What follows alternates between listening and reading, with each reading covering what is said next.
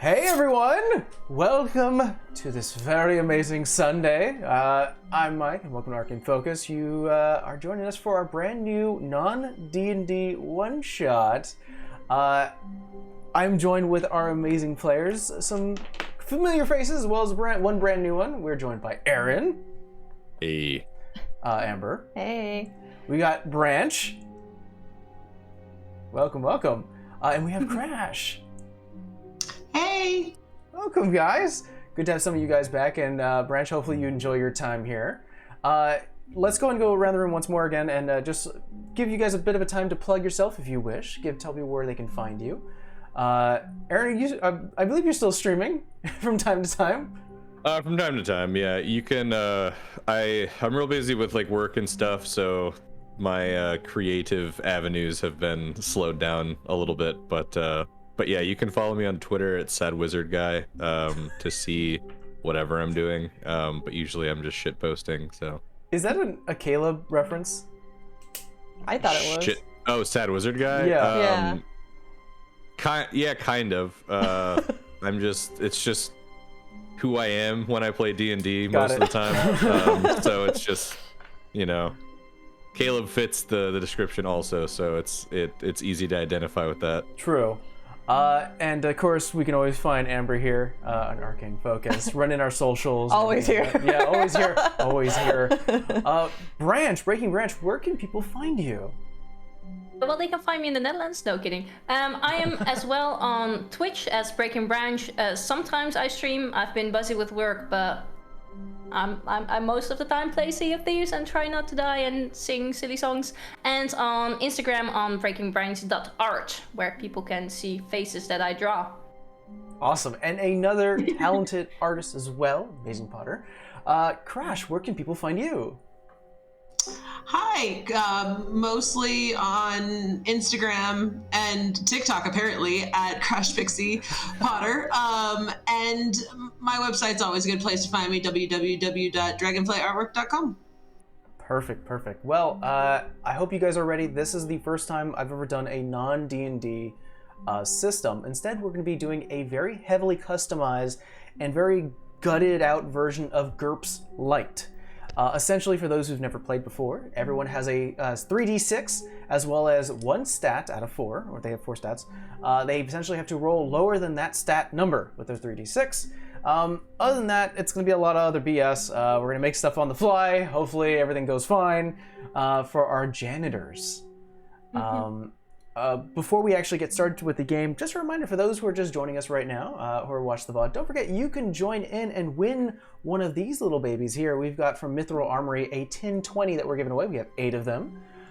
Essentially, if you ever want to take your D20 on the go, put it in your wallet, well, you can do so with a 1020, fold it up, and make sure you have a D20 on the fly. It looks also pretty sexy as well, if I do say so myself. Type ! giveaway to get the link. I think that's all we have to announce for now. So, As you look over here, you're like, do we have... I rely on my administrator, my assistant here. Yes, you're good. Everyone here, as you're currently out and about, you hear, attention FTI employees. We've heard the complaints, and the half-shrunken dead body of Subject 33 will be removed from the ventilation system post-haste next week. In the meantime, we're going to go ahead and get the lab boys to blast out the air vent with chemical fire to cook the remains so we can stop smelling rot, and instead the facility will start smelling like cooked meats. Yum, yum, yum. On a lighter note, Agnes is making meatloaf for lunch for all employees, so simply grab yourself a meal ticket from your supervisor. On a more serious note, can we stop pointing and laughing at Subject 19? Sure. The ethics team said it would be a bad idea to splice Andy with the body of a hippopotamus, but this is FTI. We did it for the sake of science, and I fired the ethics team. That said, we're noticing that the Antiopotamus is getting more depressed with all the name calling, so it's ruining all of our tests. If you ever run into the freaky-looking centaur emulated body that is Subject 19, give him a smile and a round of applause. I'm sure you appreciate it. As the morning announcement finishes from the company's CEO, Dave Thompson, our mind's eye slowly pans down from the PA speaker to a very clean and white hallway, Colored lines race across the walls to direct employees to the different sections of the Fringe Technologies Incorporated building, or FTI for short. Applied science, techno-organic development, bioengineering, paranormal testing, multi-dimensional study, cafeteria, the TDL, or the Time Dilation Lounge, and test chambers, along with many, many more colored directions that help workers navigate the maze-like space that is FTI. Our camera and the mind's eye drops from the ceiling as you see that the camera itself starts to race and bob down the hallway, taking a quick left to the techno-organic development, passing by numerous observational windows with buttons along the seams. The bobbing camera is shown to have some type of like orange furred arms as it's currently helping it move across the hallway, going past several employees, trash cans, potted plants off to the side. It jumps onto one of the walls and clings onto it, and it accidentally, its elbow touches one of the buttons, and you hear a recorded voice of Dave Thompson. Satellite transmitters and teeth filling? Ah, that's grade school observation. Teeth can be removed, people, and the subject can still talk. Wait until the boys down in Washington see that we've installed transmitters in tongues. Still waiting on the marketing team to come up with a catchy name, though. But in the meantime, I'm going to call it the Taste and Tell. Try removing that and telling your bar buddies about our satellites. Ha! The camera whips over to where the speaker was coming from, seeing through the observational deck, seeing a man currently strapped to a chair in a very white, clean room. With his tongue sticking out that's bulbous, and you see numerous like little satellite dishes going deep, deep, deep. Guys looking kind of furious, unable to move from the latched chair, while a couple other scientists in white robes, both men and women, leaning over him, talking. Can't really hear through the glass, but writing notes on paper. The sound of the recording catches one of our janitors' attention. Aaron, could you please describe your character? Sure. So I'm playing Cillian O'Connor. He has like burnt orange hair. It's kind of like goes down to the back of his neck, but it's sort of like jetted back.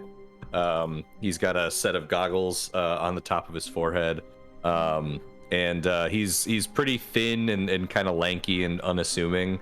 But he's actually been walking around looking for something today to kind of witness, and this is definitely piqued his interest. Yeah, you've been most of your job, at least for the past few weeks, and you've only been here for about maybe 2 or 3, has been near the receptionist desk, and only now have you recently been able to explore more of the FTI internal buildings. A lot of things have caught your attention. You just know that it's very difficult to move past security. So you've been biding your time. You hear the speaker go off behind you. You do have like trash bags on hand. You've got like a broom as well as in the other, trying to keep up with your daily duties to make sure that you're getting your task complete. There is an observational window in front of you. Of course, the one behind you, where you heard the speaker go off. There's a wastebasket. Your floor is a bit dirty. What are you doing? I guess so. The speaker behind me is tied to the window with the tongue guy, right? Yes, and there's one in front of you with a couple of buttons as well. And is there another observational window you said can I look through that? Absolutely. Would you like to look through the observational window in front of you, kind of off to the little bit? Sure. Off First I'll give a look down the hallway on either side to see if anyone's around. All right. Let's say this will be the first roll of the day. Roll me an IQ check. Okay. So I'm trying to get below 13, right? Mm-hmm. Oop, that's a 6. Plus 1 is 7. Plus 5 is 12. 12, you succeed. You look down the hallway off to your right, just very quickly over the shoulder. There are a couple of other lab folks kind of going back and forth. You do sort of start to sweep a little bit. Mind your time. not really moving from the space until they finally go into one of the other lab rooms, closing the door, and you finally feel a bit comfortable that you're alone. All right, I'll approach the observation window. Okay. You see a man clearly in shock as he drops to his knees in this sort of clean, open space.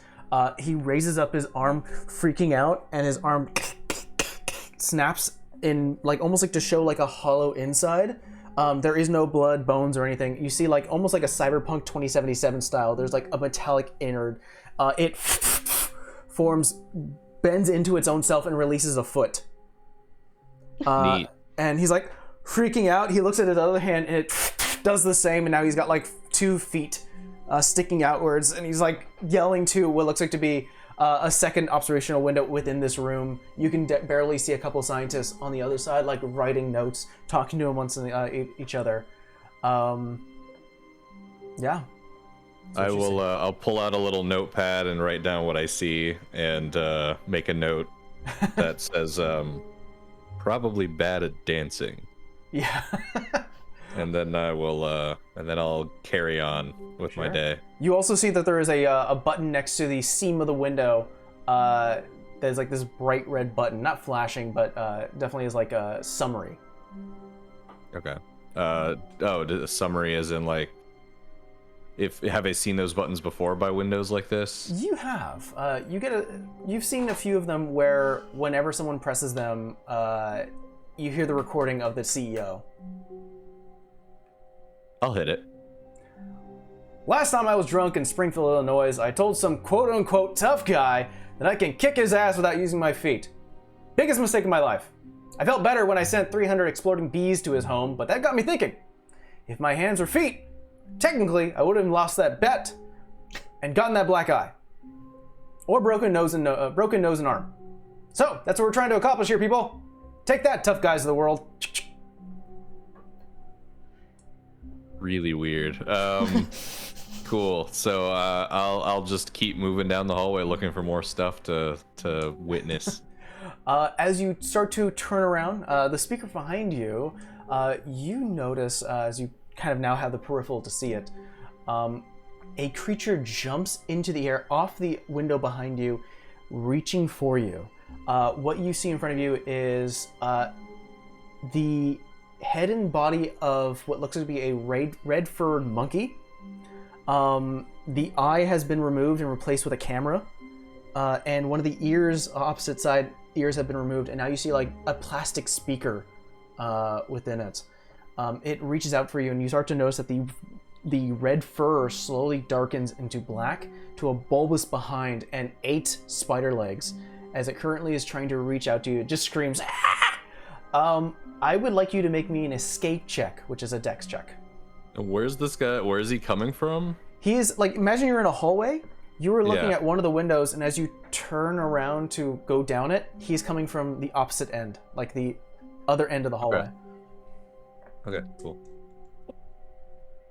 That would be a 10. A 10. I believe you succeed, right? Yes, that is your... I have an 11 dexterity. You are perfect. Just narrowly succeeding these checks so far. You recognize this to be Douglas, one of the lab's experiments that you've noticed running back and forth. Your supervisor, Mrs. Abernathy, told you about this guy. Whenever they have to tell the employees something, Douglas is usually the first one to get to you guys to relay a message. It nearly headbutts you, but you were able to push it back a bit as Douglas... Whoa, Douglas. Easy. And you see the mouth of this monkey is just like excitingly, you see the teeth and fangs starting to like smile at you, but within the ear speaker you hear, "Oh, Cillian, good morning. How are you doing today?" Oh, living the dream, cleaning hallways. How about you? Oh, doing fine. Did you know that there's a 35% chance that you'll die today? I have a few notes. Lower than most days, huh? Pretty good. Exactly. Positive thinking. I have a few notes from FTI and your supervisor, Mrs. Abernathy. What's she want? He reaches from a little pouch on his hip and reaches out to you. He provides you a free slip, a voucher for meatloaf. Sick. A birthday card that with a note, a sticky note upon it that says, "It's Bethany's birthday in about 3 days, so if you can sign this card and give it to Douglas, that'd be great." Do you have a pen on you, Douglas? Never mind. I don't. I'll look into my bag and see if I have a pen. You would have some sort of writing utensil. Whenever you are cleaning a section of the FTI, you do have to write that you did it and what timestamp. So I'll pull out the card real quick and just write the word birthday, and under it I'll just sign it COC and give it back to him. Thank you very much. Last thing to provide, hands you another slip. It's a reassignment slip that says that right away, if you can, you need to go to test chamber 12 along with a cleaning team to go clean up test chamber 12. Something happened. Sure. Do I have a cleaning team that I can grab somewhere, or am I meeting someone there? You'll be meeting your fellow cleaning team, janitors. Great. Can't wait to socialize. I made a mess in test chamber 12. My apologies. We're cleaning up your mess. I made a boom boom. Awesome. This eye zooms in, zooms back out. All right, Douglas. Well, you've really brightened my day. Guess I'll see you around. Of course! Ah! And starts to scream, turn around, and starts to run the other way. You see the spindly legs of the spider quickly take the creature down. It jumps off one of the walls, racing down a hallway to the paranormal testing wing. Taking a sharp left and right, the spider monkey thing stops. It looks like to be a stone archway built within this clean white facility. There is a purple, ever-moving liquid that fills the space within the archway that creates this almost ghostly, like some sort of like portal or break in reality. It's quite strange. Definitely causing Douglas a bit of concern as he kind of moves off to the side, looking around, seeing what he can be doing. Or at least the camera hears as one of the employees wearing a mask over his head holds one end of a gurney, moving out another employee, sort of this really bushy beard guy with a pencil thin mustache, laying on the gurney, just throws up a little bit. You see the throw up hits the floor, starts to burn a little hole down there. Finally, the other half of the gurney is being held by this woman who looks down at the guy and goes, "See? I told you, Kevin." She looks towards the other person and goes, "When we told him not to touch the fucking doll, what does he do? Touch the doll. Paul, can you call in an exorcist?" "Yeah, or hold on." Fucking Kevin. And starts to walk past. Douglas presses one of the metallic buttons here off next to the archway. Amber, could you please describe your character? I'm playing Taryn, a Capri. She is still kind of in her old work uniform, but she's donned the janitor's apron out of spite because she knows she has to. She's kind of got a stern looking face. She has a blue underlayer of her hair, blue eyes, black hair, and she's probably cleaning up something she doesn't really want to be cleaning up. Like a boom boom. Taryn, you find yourself, as you're cleaning away, in what looks like you're actually inside the archway. Okay. I'm mopping and probably laughing at this scenario. You find yourself in a dilapidated bedroom within a gray wooden cabin.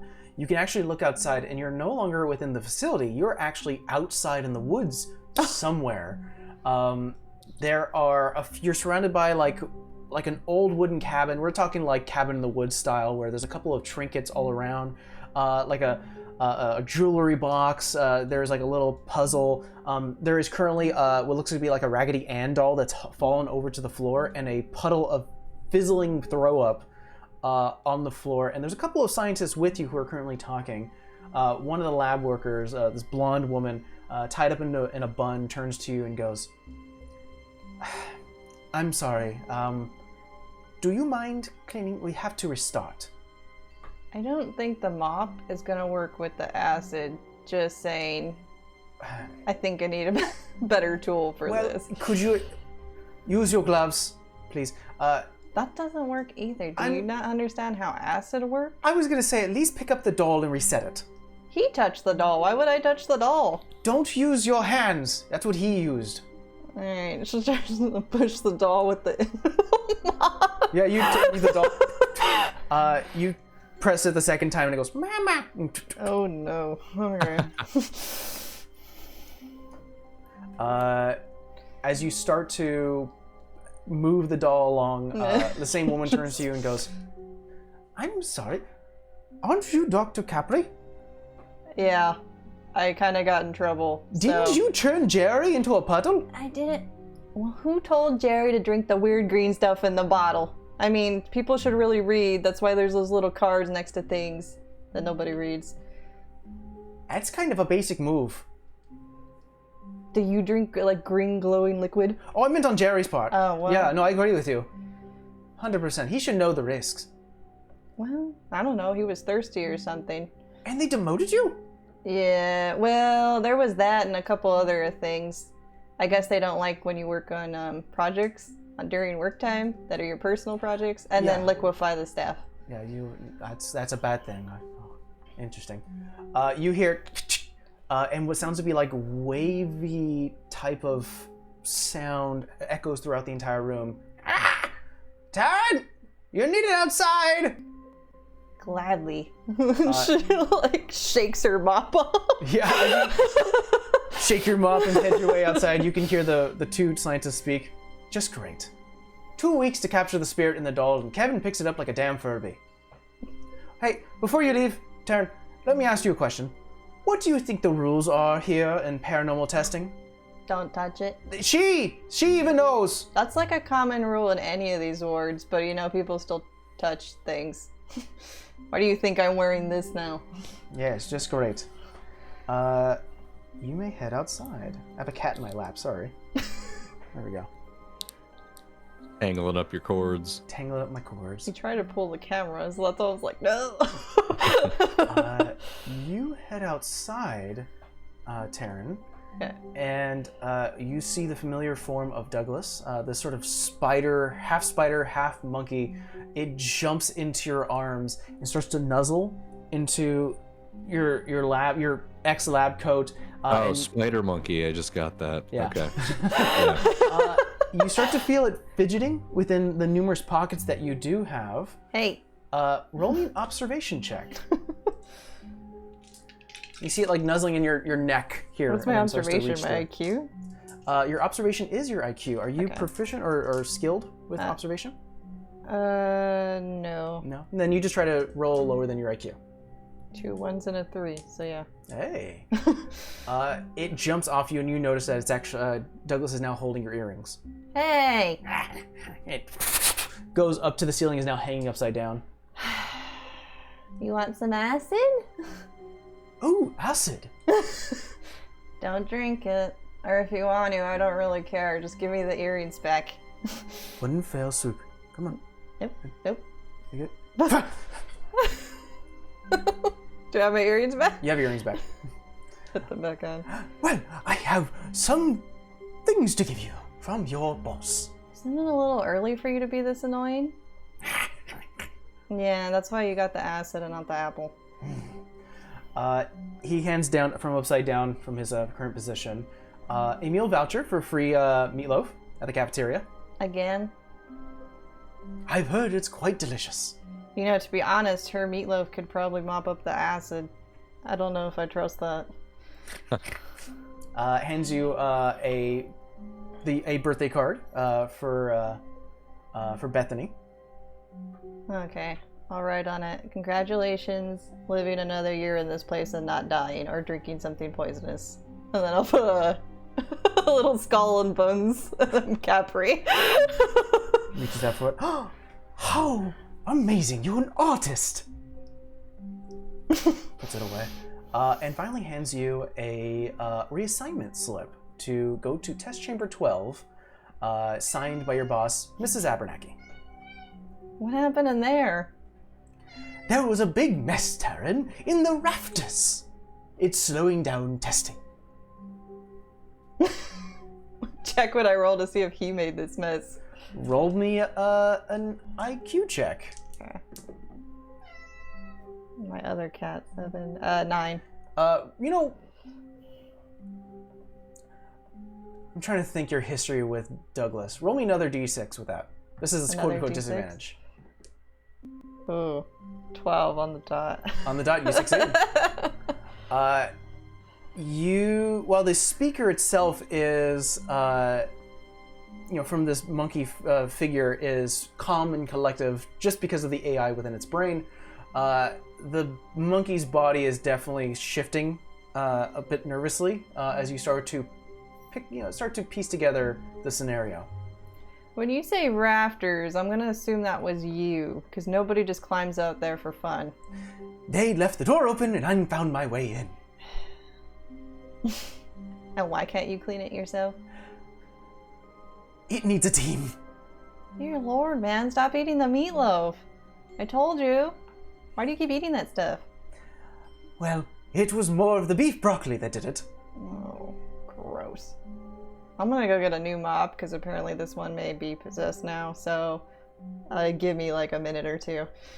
You place the mop to the side, and it... I will clean all that is there. Yeah, in that room. I'm gonna go. And it just starts walking off to get some new cleaning supplies. As you make your way to one of the numerous closets here, the janitorial closets, to get new supplies, the spider legs of Douglas from the ceiling almost turn around in like a 360. You hear snapping a bone as it takes it up the ceiling to upstairs to the bioengineering lab. The clean white hallway is now separated by heavy metal doors that were installed about 4 months ago due to some jellification, as well as light jellification. Light jellification, as well as a gas leak that happened about a month ago. No one really knew what the gas did to those who were exposed, but one exposed lab worker did find that all of his blood was turned into maple syrup one morning. It was funny at first until he died on surgery. The PA system goes off within the bioengineering wing with a familiar voice of Mr. Thompson. Crew, if I said it once, I'll say it 100 times. Remember, bring any notice of OT to your supervisor before you take on any extra hours. You think we're made out of money? No! Are we trying to bioengineer a tonic that will make one sneeze dollar bills? Yes. But until that gets approved, before then, you need to approve your overtime. I don't care if you leave your experiments on pause. Science can wait. My wallet can't. Our next janitor is found within the many meeting rooms within the bioengineering wing. Old donuts and scraps of paper litter the floors, and a whiteboard with complicated formulas written down and erased and rewritten and erased and rewritten. Branch, could you please describe your character? Yes, my character is a little bit darker of skin, brown hair with some pastel blues and I want to say purple, but it's pastel blue and pink in it. A orange bomberjack kind of body warmer and a turtleneck black shirt. And she's basically looking a little bit agitated or something like that. Like cleaning up wasn't her first choice. Explosive were. Yeah. Unfortunately, something blew up, and she's now here. You're currently cleaning this mess of a meeting room. Like, there are scraps of paper thrown about. I would like you to roll me an observational check, which is IQ. Oh, I am. Yep. I rolled a 6. 6? Yes. You succeed. A 1, a 2, and a 3. As you start to shift through the numerous papers here, picking up and cleaning up where you can, you started to notice that there are several small vials of strange-looking liquid that absolutely do not belong here, tucked underneath several of the seat cushions of one of the couches off to the side. You find one that's of pure black, one appear red, and one appear green. One black, one red, one green.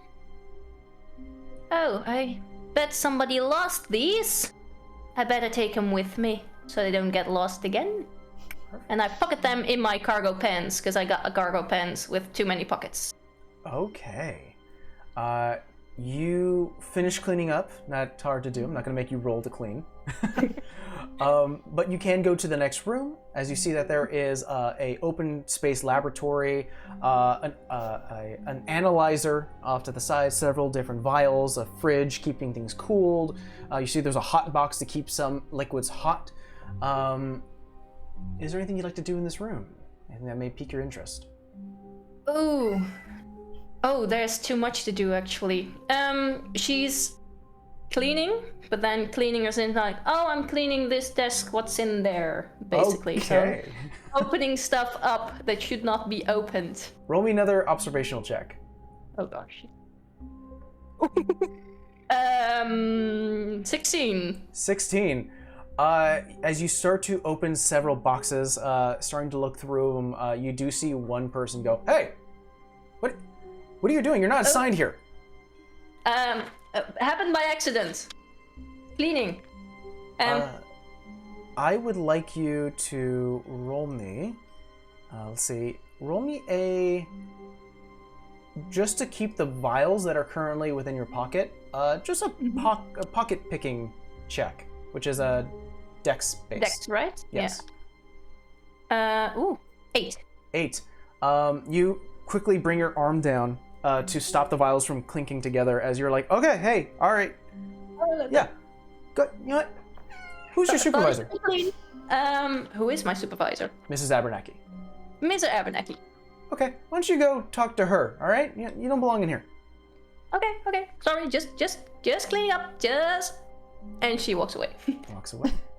As you walk away, you open the secondary door to the hallway, and there you are stopped by numerous webs that have now started to appear here. Sitting in the corner of one of this archway, sort of curled up in this spider monkey-like form. It opens its eyes as the door opens, screams at you. As you see Douglas, as it stops down, sort of does a Spider-Man type of thing where it like hangs off the ceiling and slowly sort of starts to spin there and goes, Tassel. I boop his nose. Good morning. Oh, good morning to you. How exciting. It's good morning to always see you. Oh, have you heard about Samantha? No? She got transferred to applied science. Why? I don't know. I'm not very good at small talk. Oh, me neither. Okay, Samantha, moving towards applied science. Bit of an awkward silence as there's sort of like friendly, but not really sure what to talk about. Anyways, I've got some things for you. Provides you the free meatloaf slip. Okay, there was the meatloaf on the on the announcement, right? Yes, absolutely. It's not made of the person in the vents, right? I don't know. Okay. Questionable meatloaf. Sure. Absolutely. Also, it's Bethany's birthday in 3 days. Please sign the card. Okay. You're lit, live on, and prosperous. Sign. And doesn't say a word, but does hand you the final slip was a reassignment slip to go to test chamber 12. Test chamber 12. I boop his nose again and I just walk away. You start to walk away. It sort of stays there as you start to walk away. I want you to roll me a health check. Oh. Because you touched him? It's a 6. A 6. Yeah. Oh, this is gonna be great. You notice that you smell something coming from your pocket. As you look down, the green vial has dropped out of your pocket due to a hole that has been created. So does the red vial. So those two have dropped to the floor, have not cracked, it's fine. But the black vial has turned into this oozy smoke, this miasma that is currently starting to engulf your hips. and it goes away. You feel something protrude from the top of your pants, and you hear as a snake has grown from the bottom of your spine and has died. And now you have a dead snake protruding from your spine. One does. As one does. I make little circles like dogs do when they chase their tail, like what the. The vial falls and rolls, the empty vial that once held the black liquid. What? I tuck it in my pants and I stressed out and. Do you want to look maybe at I can tuck it? You can look at the vial if you want. Yeah, sure. Yeah. Oh god. It says experiment number X39, need analyzer for more detail.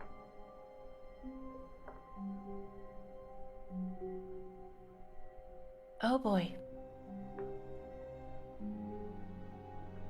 Need analyzer for more detail? Mm-hmm.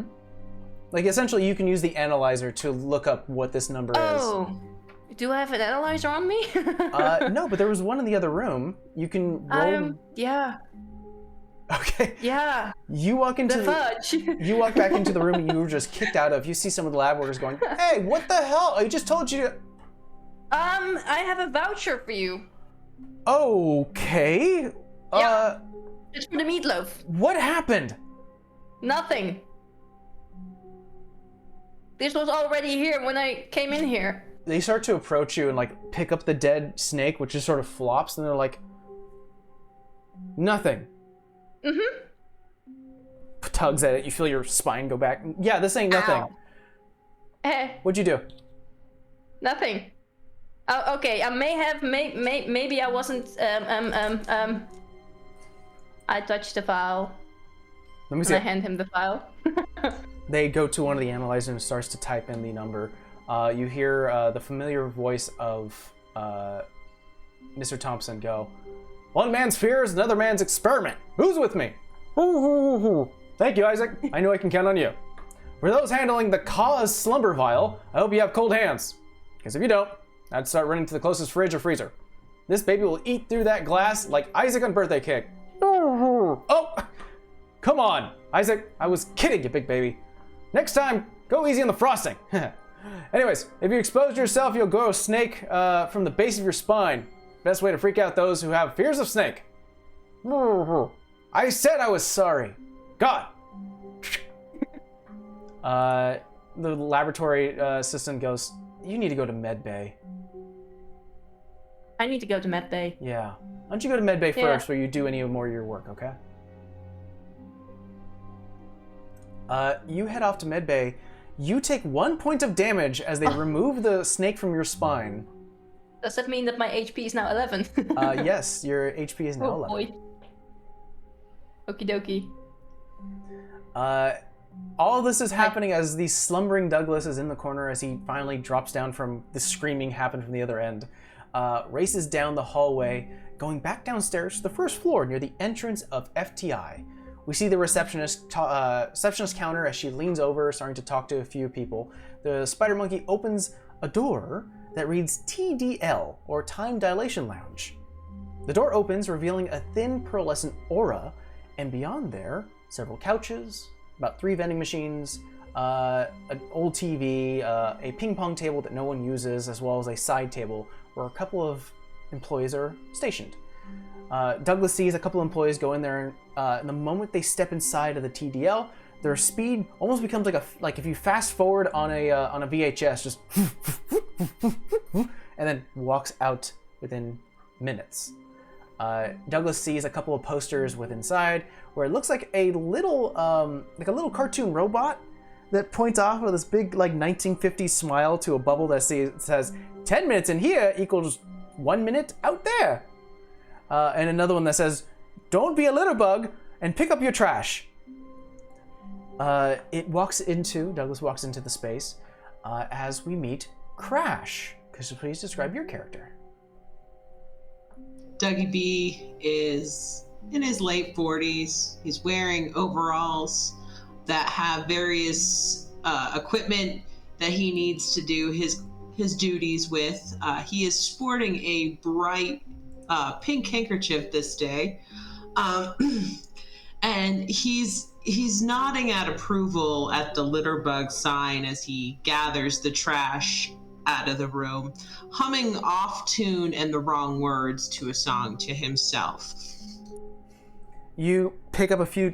We'll say that currently we find Dougie sitting on a chair next to one of the trash bins and is currently picking up several trashes. The reason why you're sitting down is because you have 5 cards in your hand, as several other employees have so as well. Currently, you're playing 5-card poker. You see that there are $180 in the pot. You see one of the employees throws a cup off to the side and doesn't even make it into the trash bin. Come on, Robert, with so much on the line, don't make me work harder later just because I'm gonna win. Reaches over to a piece of paper. Pippin. Misses. Whatever. You are currently in a standoff. You've already discarded some cards, and have you ever played? Actually, I have to ask this for you, Crash. Have you ever played poker? Not very well. Got it. Currently, you've already discarded your cards, and you have your final hand, and so does everyone else. There are about 2 other employees, including Robert, this older man with a buck tooth, currently looking at everyone. You have in your hands, as you look down, you have 2 10s, 2 queens, and a 2. Two pair right now. I will give you a few options, which you'd like to do, or if you want to get creative, please do so. You can try to observe the other players to maybe I'm gonna observe. I'm gonna look for tells, knowing I know enough about poker that I have a decent hand, but that 2 puts me at a disadvantage. Yeah. So I'm gonna do an observation to see if anybody perhaps is holding something quite awesome, and continue to hold if I sense that they don't. I'll give you. You could do 2 actions here. You can observe. You can use your influence skills to maybe convince someone to fold, or you can try to pickpocket, and you can try to swap your 2 for something else. Oh, I'm going to convince somebody to fold if I would like to. That's what I would like to do. All right, you can do 2 of these 3 things. So you'd like to observe first, or do your influence skills? Let's observe first, and then convince somebody to fold second. Roll me an observation or IQ check. I have advantage because that's one of my skills, but I still rolled below with a 10. Perfect. Yeah, you would -3 from your thing, so you're perfect. You've succeeded. You've noticed that the other 2 are a bit nervous. Definitely shifty eyes. Robert, this sort of bowl-cut, buck-tooth individual, sort of this tannish skin, who's like kind of leaning over. His lab jacket is over the chair. Is currently. You see him looking at 2 cards. There seems to be he has something, but he's unsure.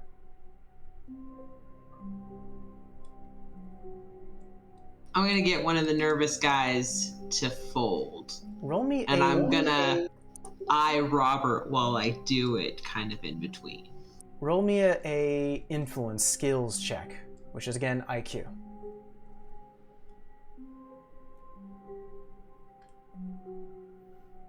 Another 10, which is below. Perfect.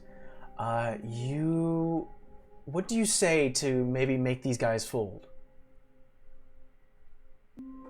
The pot's getting rich here, boys. I know that you've got a son in college, that you are trying to get a new car for Christmas, and you, with your wife's surgery, can you really afford to play where you're not losing? You know, you better step out. I don't want to take your money. I don't want to leave you destitute.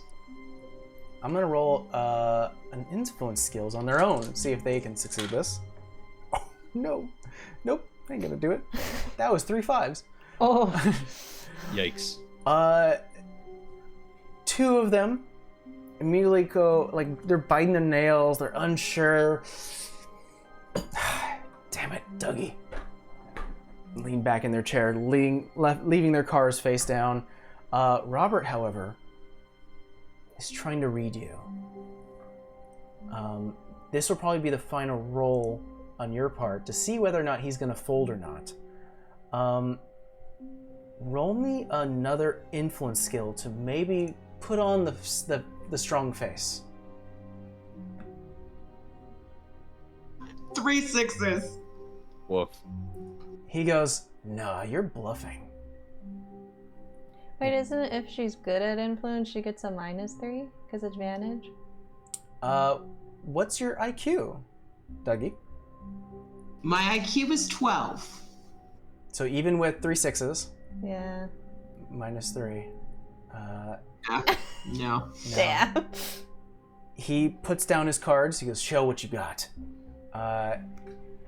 You show your 2 10s, your 2 queens, and your 2. He shows 2 aces and 2 kings. He grabs the money and goes, "You tried. And really, using my family surgery, really? Really?"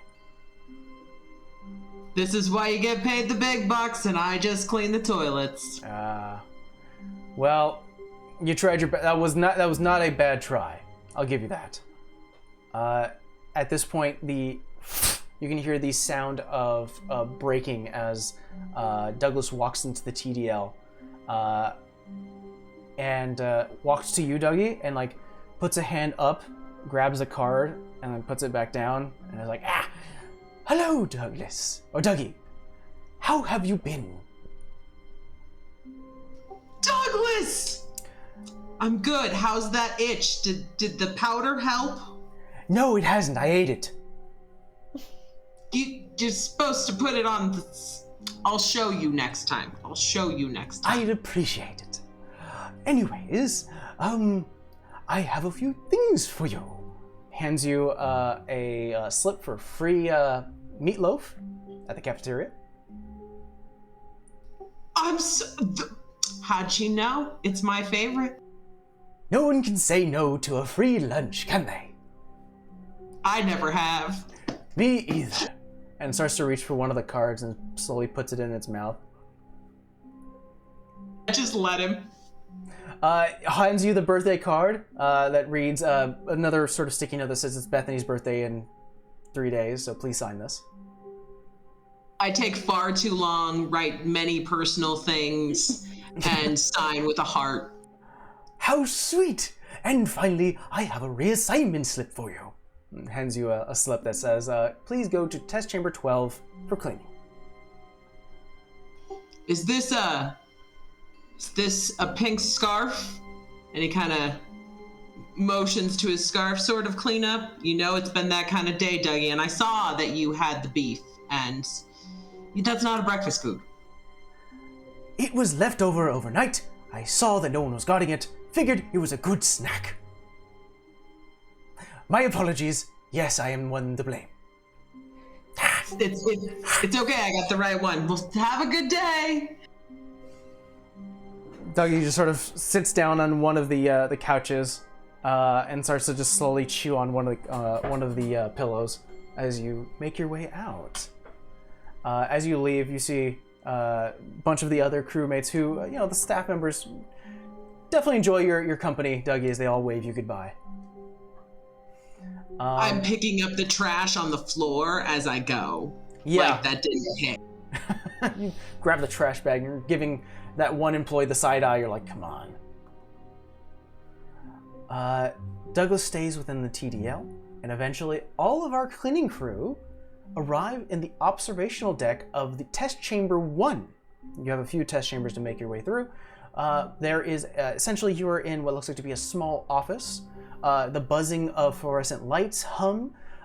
buzz in the air as the hum of computers fill the space as the smell of day-old coffee permeates within the air. All 4 of you have now met up. You can see outside the window, that's where at least you are.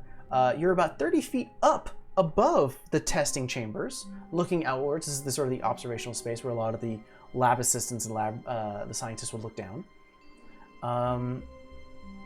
Yeah, it's generally a white walls and floors. Each chamber is designed to test a person's skills. And for those who cannot particularly pass, a chamber's challenge is gassed and safely removed from the FTI's premises. But you are here within test chamber 1. Can we actually see down into Would you like to? the lab? Yeah. Yeah. I'm not going to make you roll because it's easy to see down. You see that it is a simple white cube of a room where there is a singular button on one end of the wall, and there is a sealed up door on the opposite end. And you can hear, muffled through the glass, a recording from your CEO, Dave Thompson. Press my ear up against the let's see if I can hear it. Roll me an observational check. That's IQ, huh? Yeah, it's IQ. 9, 10. So I'm underneath. There you go. You don't catch all the words, but you do hear the beginning where it's like, "Welcome, subjects, to FTI. Glad to have you here. I'm hopefully the ride here from the buggy was totally safe," and continues on. The fresh meat chamber. Okay. So Cillian, Taryn, Tassel, and Dougie, you're all here. I don't think you guys have worked together before. You definitely see each other like during like orientation and like the morning gatherings, but other than that, you guys usually have your own areas to go to. Cillian just kind of looks at the group and gives like an awkward like. Doesn't say anything. Oh, look! This is a team situation. It is a pleasure to meet you all. I'm Dougie B. You know, this place is always exciting. You never know what you're gonna get. I've never worked with a team before necessarily. But it's a pleasure to meet you all, and I am now terrified because the stuff that happens here. If I need a team to clean, well, I'm just glad you're here. Yeah, it's That great makes to one meet of you us. all as well. Yeah. Taryn's I'm just afraid of awkwardly. Yeah. If you find any vials, just don't touch it. I had some bad experience today. Well, don't touch. You generally don't touch or drink things, but that doesn't seem to be that common of a rule here. Well, it didn't say don't touch, and some things might have seen interest in. Maybe.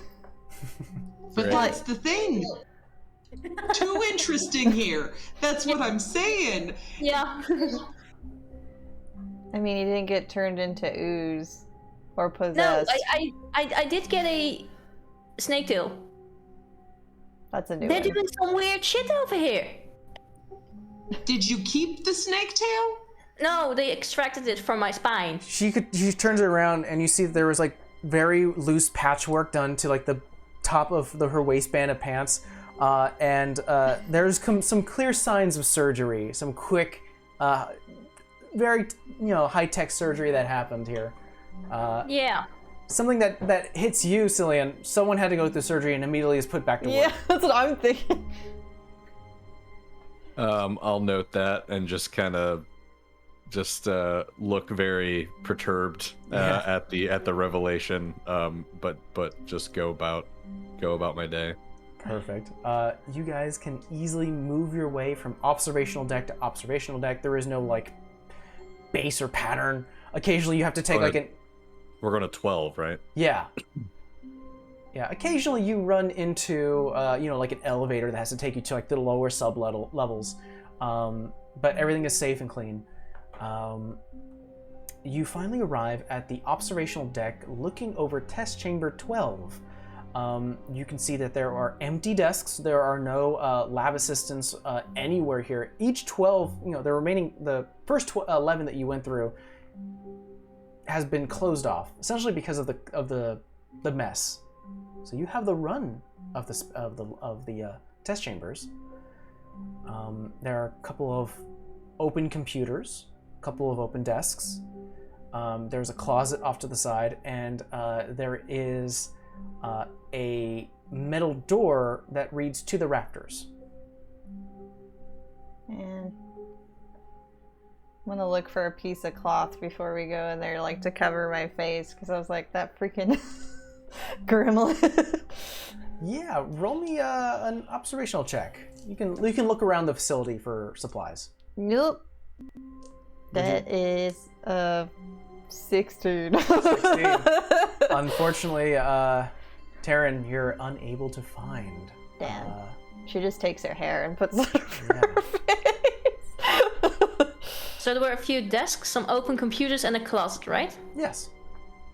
What's in the closet? People hide bodies in there. I hope not this time. Roll me an observational check. Or possessed dolls. As or she approaches the props. closet, Cillian takes Oh. a big step backwards. I rolled a pretty high. 5 plus 7 is 12. 12. Yeah. Is that your IQ? What is your IQ? No, my IQ is 10. I'm not smart. You I don't open know the door, and you hear, Welcome to my chamber. you close the door quickly. I just kind of like gently move her away. Dun, no, no, no. I already had to replace my mop once today. I'm not a mop. No, but mine got possessed, and I'm not looking for another possessed thing today. You guys My can. heart is racing. That's not a... Dougie Bell. You like to talk to people, right? Yeah, it's one of my favorite things to do. I think there's somebody in the closet for you. I've learned in my years, talking to monsters in closets lands you in mental facilities. And she said her broom already got possessed today. So I think maybe we should write it a note. Yeah, look for a crayon Yeah, or something. There's Yeah. paper. It's a So he disc. pulls out his notebook with It's- paper and It says, sounded a bit agitated, like it has a short fuse, so maybe a friendly note could be. Taryn's just Perfect. writing on the door in like bright red letters, caution, may eat you. Cillian, what are you doing as this craziness is happening? I'm actually gonna, while they're trying to decide what to do with the closet monster, I'm going to try to get on one of the computers. Perfect. Roll me a computer programming or electronics operational check, or IQ. Okay, let me see what's better. Not operations, so I'm just gonna roll straight IQ. Perfect. 8 plus 2, 10. 10. You succeed. You can find that there are a couple of emails from the employee who was on this desk that sent out a few things that said, "Are we sure we're testing the best of the best? I saw the last subject pee in the corner of the room, and I had to yell at the from the observational deck, and the guy just turned around and said, in quote unquote, 'Yo, where's my $60? I was also promised those bag of Skittles.' Honestly, I think Thompson is just grabbing the homeless from off the streets." Another one reads, "Can we call maintenance and have them fix the panel in chamber 14? If anyone wants to see it, if anyone sees it, they can easily squeeze through our testing chamber. Kind of a problem." And lastly, you hear, "I think Balthazar in the closet is getting upset lately, but we gave him some cake and he's feeling better now." I will copy the contents of the first email into my notebook. I will note the second one, but not write it down. And honestly, I would probably close the last one halfway through reading it. Okay.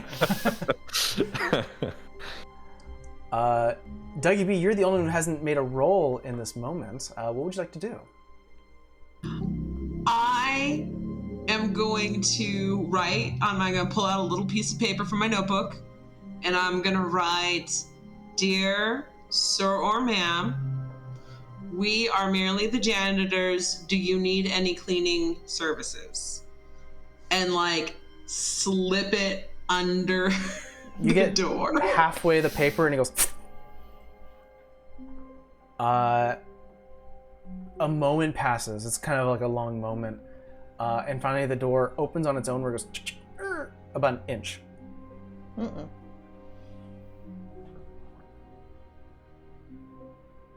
Cleaning services. Yeah, it's In fine, like a guys. high-pitched voice. I've got a couple of things here if you need them. There is never anything I don't need in this place. Yes. Perfect, please. and Balthazar will provide. Reach into my demi-plane of a closet. Well, that's very polite of you. Thank you. And I start to reach in. Oh no. Do you know that if we have the 13th off, I don't know. I haven't seen a supervisor in a while. I think Make we sure do. I make sure that I'm keeping her by the pens, him by the pens. Perfect. If he's dragged into it, I'm like, nope. You slowly creep open the door, and immediately several objects are flown outwards from this demi-plane of a place. You receive, let's see here. You receive a first aid kit. So a first aid kit is thrown out. A crowbar, an XLR cable, a baseball, a standard tool set like a hammer and screwdriver, and tape. You guys already have mops, a bucket, some cleaning powder, sponges, and heavy-duty gloves.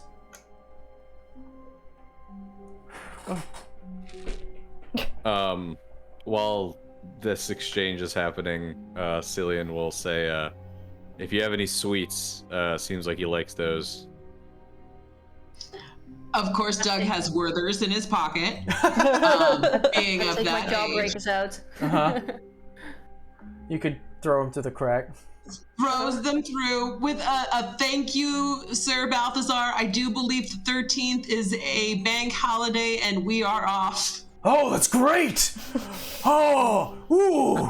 And you hear the crunching of the sound of like the wrappers being undone. And the door closes. I slipped my voucher for the meatloaf underneath if I didn't already gave it away. Okay, yeah. You slip underneath. Meatloaf! Great. I'll add a note underneath the big old letters I wrote, likes cake and meatloaf. Yeah, you guys can move on to Chamber 13 if you want, but you are here at Chamber 12, and there is a metal door that leads to the rafters. Can I just like look up? Can I see rafters from where I'm standing? It's one of those like trapdoor things where you have to like undo the hinge and open it up to go through. So like it's like see. almost like a lift up space. It's like an attic. You have to like undo the latch, and then a like a ladder would come down. Well, this is what we're here for from my notice and from Douglas, you know. You He and wanna I do the share a honors, name. Dougie? I I'm gonna open accidentally open. Yeah, I was gonna say, 13. don't open it. Maybe we step away and then just do the latch with the mop. after the closet. And have working here. I'm not like directly just yanking. Yeah. But there is that kind of like, okay, we gotta do this, guys, kind of moment. Roll me a strength check. I'm gonna stand a good 10 feet Cillian away. takes Help? another big step Can I back. help? Can you Straight open? check? Yeah, Dougie, go ahead and roll with an extra d6. Wouldn't it be like a less d6? No, you. Oh no, yeah, less d6. So roll with 2d6. Apologies. Good, thank you. I'm gonna re-roll because that got confusing. So You should roll 2d6? 2d6. 2d6. This is the first time I've ever run a GURPS game. I'm sorry. I was like, if you No, want it's fine. disadvantage, we it get was like more to the roll that I dice. was Yes. You minus a die because of Tassel helping you. at. Sweet. Much better. A 6. Perfect. You slowly do the thing where you extend your hand out and you reach for the latch and you, Tassel, you grab onto the other side and together you, the door hits the other side and a small ladder falls down. You can look up and you just see beams and a very white ceiling. Any Okay, smell step coming from aside. there? What'd you say? I move aside. Oh, move Step aside. aside, I just go in. Okay, we'll say Do we, that. This is smell, do we exciting. smell anything when the trap door Oh opens? yeah, Do you that's smell what I was anything? like. No, you don't smell anything. Interesting. Okay. Well, he is part I go spider. I go in silently, like Alright. stealthily. Stealthily. I don't want to startle anyone. Let's say roll me a dex check. Well, you know, we'll say I have climbing. stealth. Roll me a Yeah. Is there a stealth check? Oh, there's a stealth check. Roll me a Yeah. stealth check. -3, right? Okay. Oh gosh. 12 -3. Oh, that's fixed. 9. Yeah. Yeah, you slowly make your way up. You find yourself looking over. You're in the rafters right now. You're looking over what looks like to be a strange rectangular room. You're in the testing chamber above it. There looks like to be like a laser tripwire to the south. There's the entrance room down below. You see like the entrance door. There's like a button that leads to like a chute.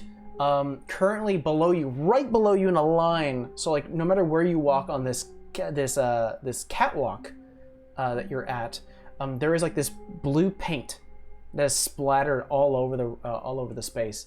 And a little bit to your left, if you know, below you and to the left is the exit to test chamber 13.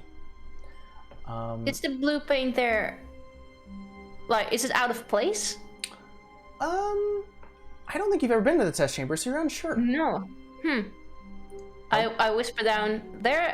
There's some interesting stuff over here. Should I walk further, or do you guys want to get up first? There's something blue. Paint. Is Spider Monkey Scat blue? Yeah. I have no clue. Don't know. Is it? You're friends with him, and to Dougie B, I was like, does Yeah. We'll say that Dougie B climbs from behind. Yeah, I'm climbing up. I'm like, you never know till you're gonna see, and I kind of like start making my way up. So, the word like lasers, you said? Yeah, there's like a laser tripwire to the south that's like part of the test chamber. Absolutely, you know, can be ignored from your particular vantage point. Roll me an observational check, Tassel. Nope. Oh wait, it's 10, and my IQ is 10. Hey, you made it! You see at the end of the catwalk, it looks like an explosion happened. There is like signs. Yeah, kind of his boom boom. So you can see that there are a bit of ash against the ceiling that needs to be scrubbed off. There are a couple of like metal shavings like from the ceiling that has like sprinkled down and has now caused a bit of like don't breathe this in. Yeah. Do I know what kind of explosive it was? Because I have a skill in explosives. I like things that go boom. Yeah, roll me an explosive check, which I believe uses your IQ. I thought Dex. Does it? I don't remember. I'll double check. Yes, Explosive I will just roll. is Dex. Go ahead and use Dex. Aha, okay. I rolled a 12 with -3, that's 10. 10. Or that's actually 9. So you. Oh. Yeah. It's not a standard like explosive. You know it. There are bits of sludge.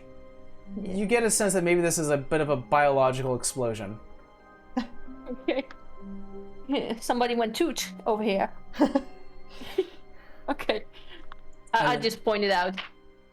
I pull my scarf over my face and say, "This is what this is for." Does it seem like a big enough explosion to warrant a team of cleaners? I'm assuming, Cillian, you walk up there to see if this is probably the I'll case. poke my head up and look at it, Sure. but I'm not dedicating myself. There's like to a fully above the 20-foot ladder. cube of this. Definitely could take some time to clean. I will descend the ladder again.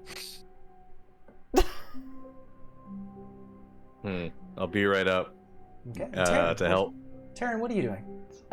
She's gonna like lift her collar that she has still from her other uniform and like tuck her face in, and then she's gonna slowly walk up the You see the same test chamber as well. The massive biological explosion, and coming from your background, you get a sense that there must be something changed within Douglas's internal systems that whenever he does defecate, it does cause a bit of a small explosion. Great. So this half spider, Naturally. half monkey now explodes when he craps all over the place. Ugh. You know, to think Douglas. they never teach us like should we? They just kind of tell us we should do it. It's one of those things I feel like we should have thought of more. Oh, I should also mention that as you walk into this chamber, you hear the recording that you couldn't hear because you were in the opposite end of the class of Dave Thompson. Ha ha ha ha! I like your style, test subject. You play by your own rules, just like me. The ethics board told me that we couldn't make people jump off a 40-foot platform and bounce off a reflection gel to reach the end of the test chamber without breaking a few bones. Well, look at you now! Science 1, ethics 0.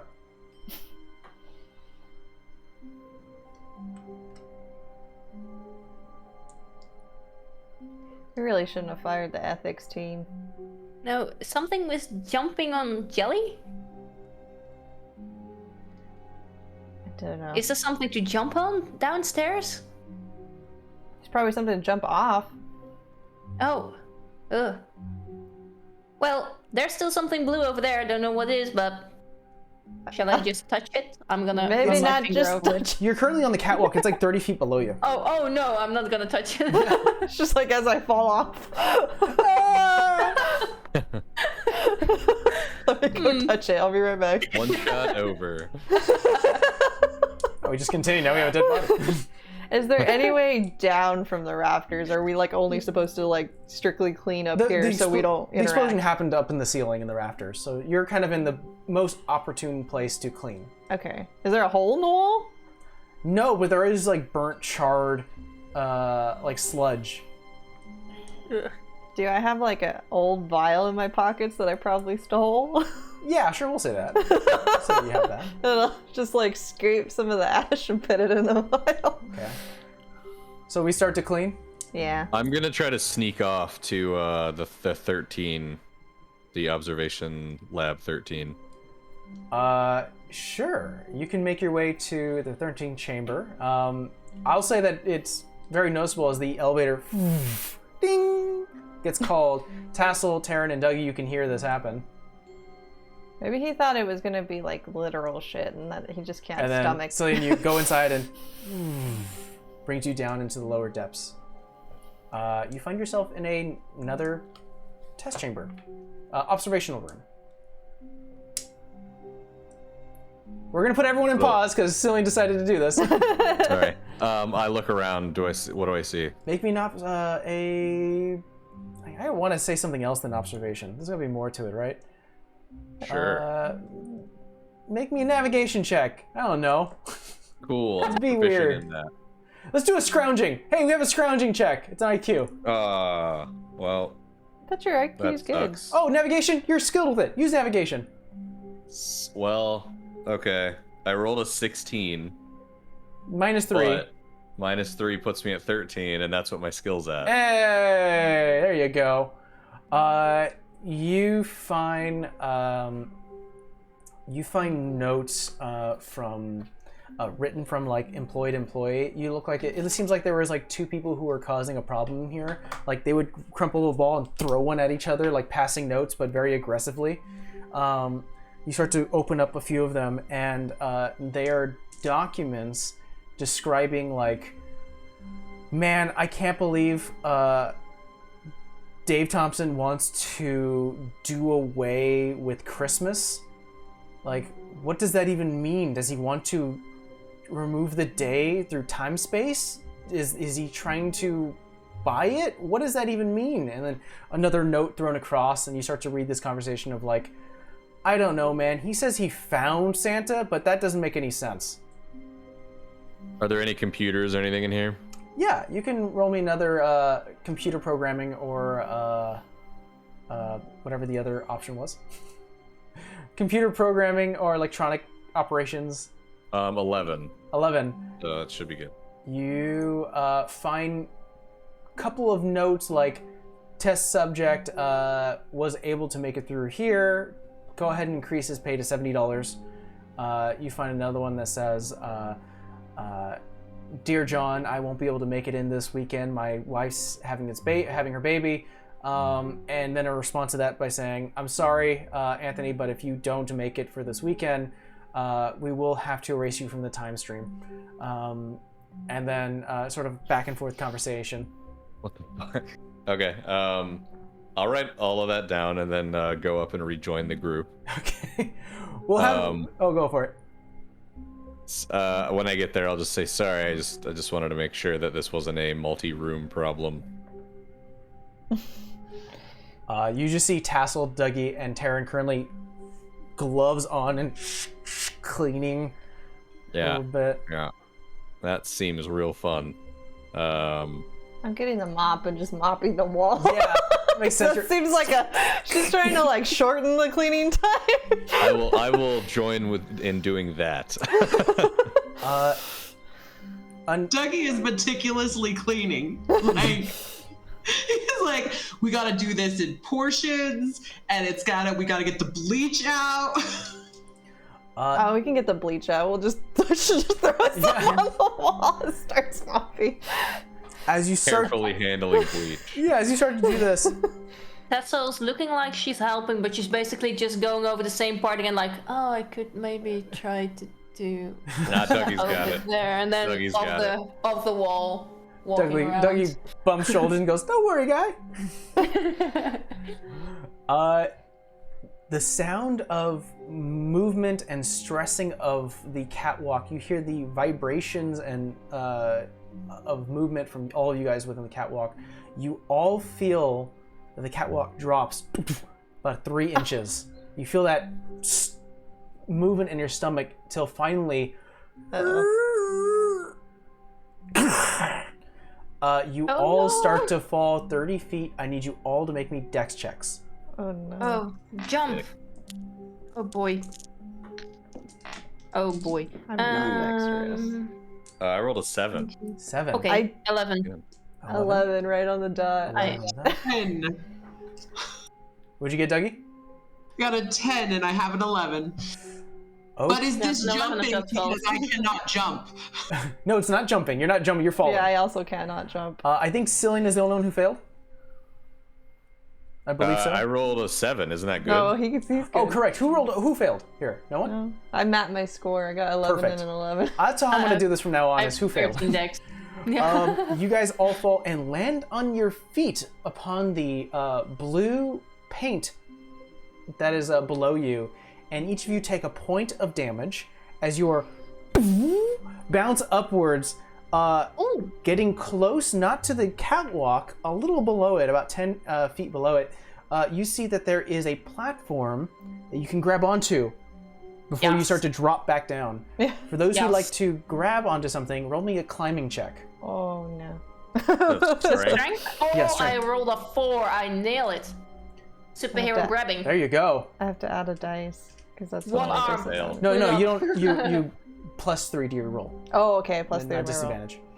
I fail. I got Can I help somebody 14. or catch somebody? In the next round, you can. So, Cillian, what'd you roll? I also failed.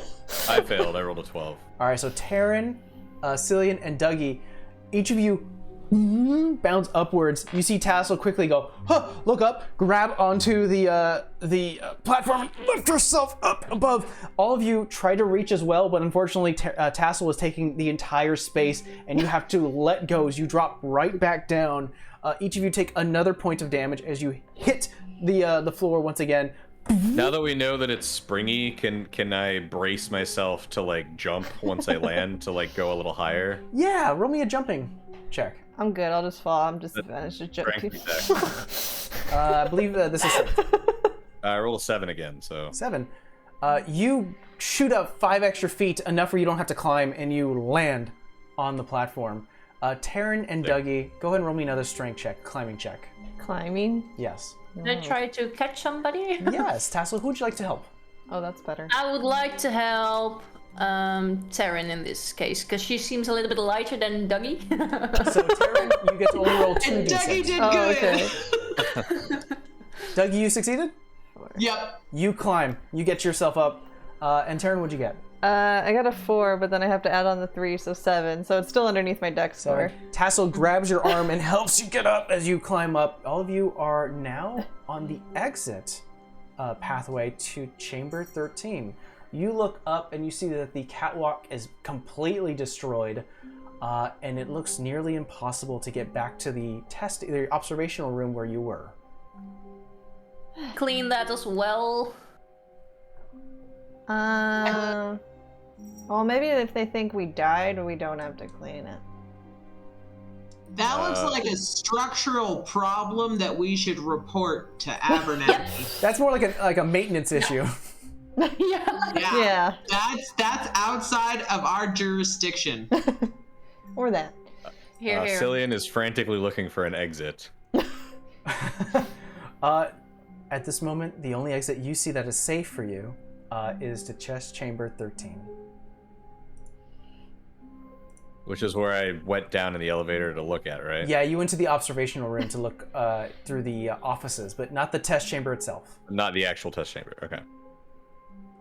Is there, from the test chamber, is there an exit? Like, was there one in the 12th one? Not that you saw, but I will say, Cillian, you're the one who read this in the computer, and you would know this. You read that there was a note that in test chamber 14, there was a loose panel somewhere in the test chamber that allowed people to escape.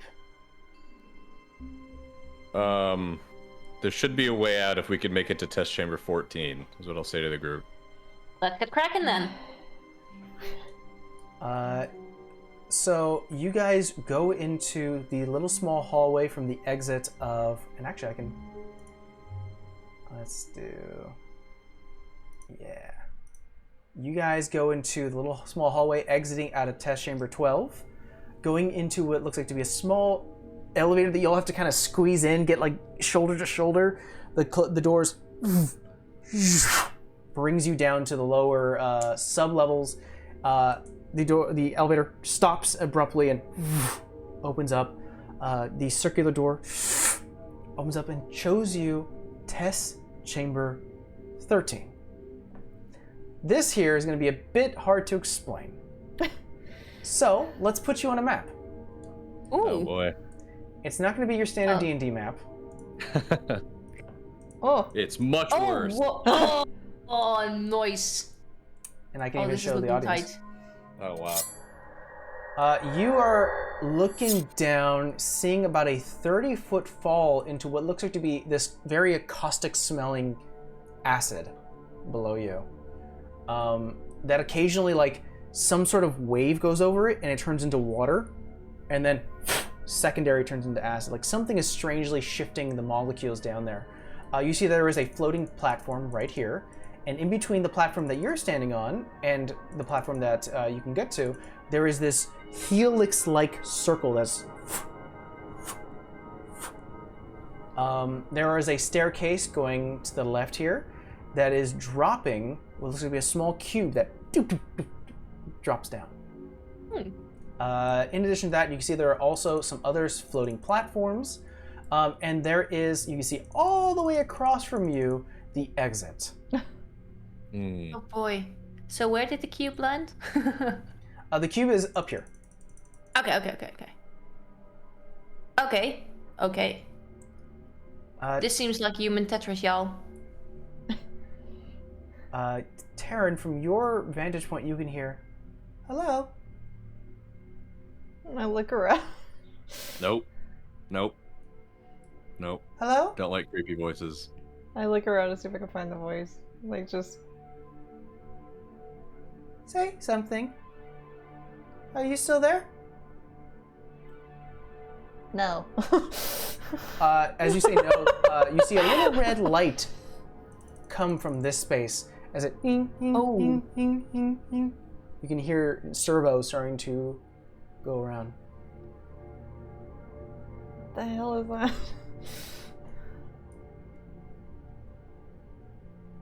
I don't think she would know what that is. Um, Can we see it? Roll me an observational check. Oh boy. Oh, yes. 6. 6. Tassel succeeds.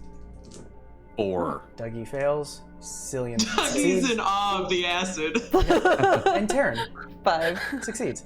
Cillian, Taryn, and Tassel, you will see it's a little tiny, like 3-pronged turret. Little oval thing with a little red eye that's currently looking around with a laser. Hmm. Sick. Very Lasers cool. mostly say Kill that things. something. Yeah. they make people go boom. Oh, I should also say that as you walk into test chamber 12, you hear the recording by saying, "By the way, if you happen to have any broken bones from that last test, please keep it to yourself. Your old buddy Dave has a bet with Andy, and the last thing we want is to have that hippo-loving weirdo to win $50. Hey, look at you. You're only 10 tests away from collecting a cool $100. And I'll even throw in a free egg ham sandwich for lunch. Now, if your saliva starts tasting sour, that's not the test. That's the spray we hit you in test 8. Here in FTI, we want to solve all of life's problems, which includes world hunger. All of the water in your body is currently turning into fresh squeezed lemonade. To be honest, you should be paying us for this treatment, but if you happen to get lightheaded, please let a lab coat know and they'll drain your sweet and sour insides post-haste." Helpful. I'm glad we weren't an 8. I'm gonna look around and see if there's a way to bridge the gap over to where the laser is. So yes, you see the turret here, there is the floating platform here, and there is this double helix in the middle. You get a sense that you can either... You don't know what the helix does. We do have a baseball though. You do have a baseball. We you get could a try sense- to throw the baseball. You can try. Maybe, step away just in case it boomerangs back and hits you in the face. Yeah. Let's throw a baseball. You throw it on the base. You throw the baseball into the helix. It doesn't. With the force that you throw it, you think it should go further, but it actually stops in the middle and starts to float upwards. Oh, that's pretty gnarly. I want to jump in, but there's acid. Does it just go up and stays there, or? Yeah, it goes up there, hits the ceiling, and it just. The ceiling or like the little circle thing at the top? Yeah, like these are the ceilings. Okay, I see. Well, do we have anything else we can throw out to where the turret can see it to see if it shoots? You could. I mean, you have like mops and Yeah. stuff like that. You can try to maybe get to this staircase right next to this window where you can see the turret looking downwards. If you were to like move a mop, you can maybe get in its eyesight. Like get your arm crossed through it and kind of do this with a mop. That seems involved. I mean, I could throw this vial of ash at it, but I don't think that's a good idea. Yeah. Well, if it shoots at us, we better throw a vial of acid at it, right? Well, no, I think the ash is explosive, so I don't know if it'll destroy part of the chamber. It's explosive poop. It's boom boom, basically.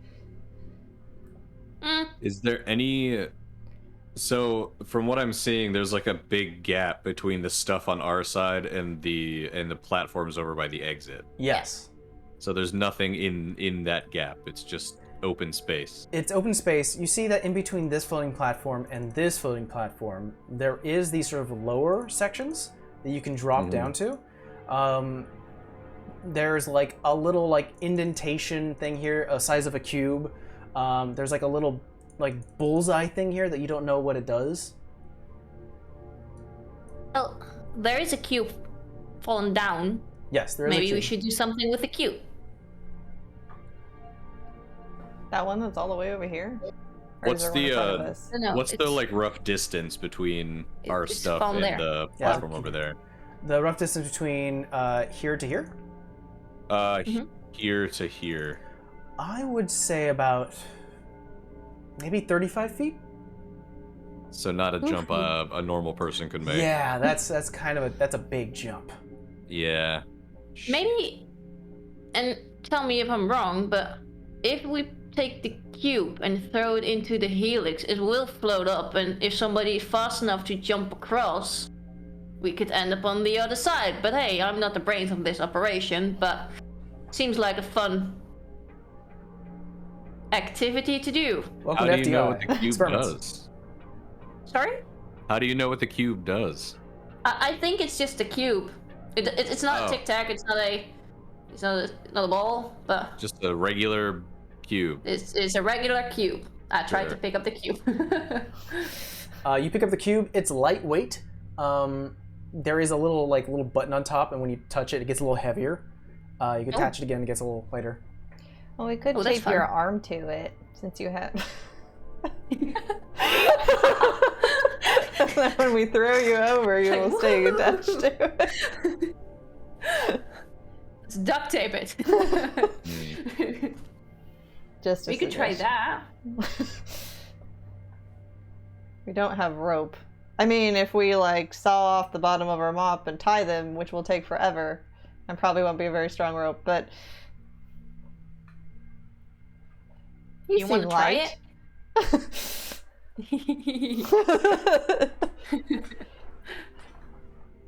Sure. Karen's analyzing the puzzle. Dougie is reaching for the baseball You put your hand. to like try and get it back to throw it at something. You put your hand in the helix, and you feel your hand wanting to go up towards the baseball. Can we just jump across it? Imagine that he actually probably moves into the helix, not really thinking about it Okay. as his. I would like you to make me, Uh-oh. let's say Dex check.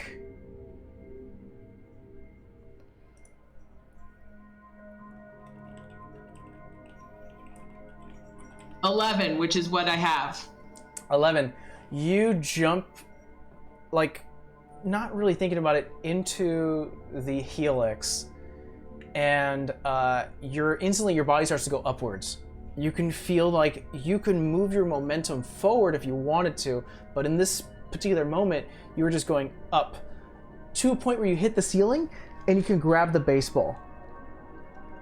Oh, I totally grabbed the baseball. Yeah, you're currently like being not like being crushed, but you're being pushed. Like if someone had kept on like patting you into like a wall, that's what you feel like right now with the ceiling. You can quickly kind of get yourself out and drop down into the floating platform if you wish.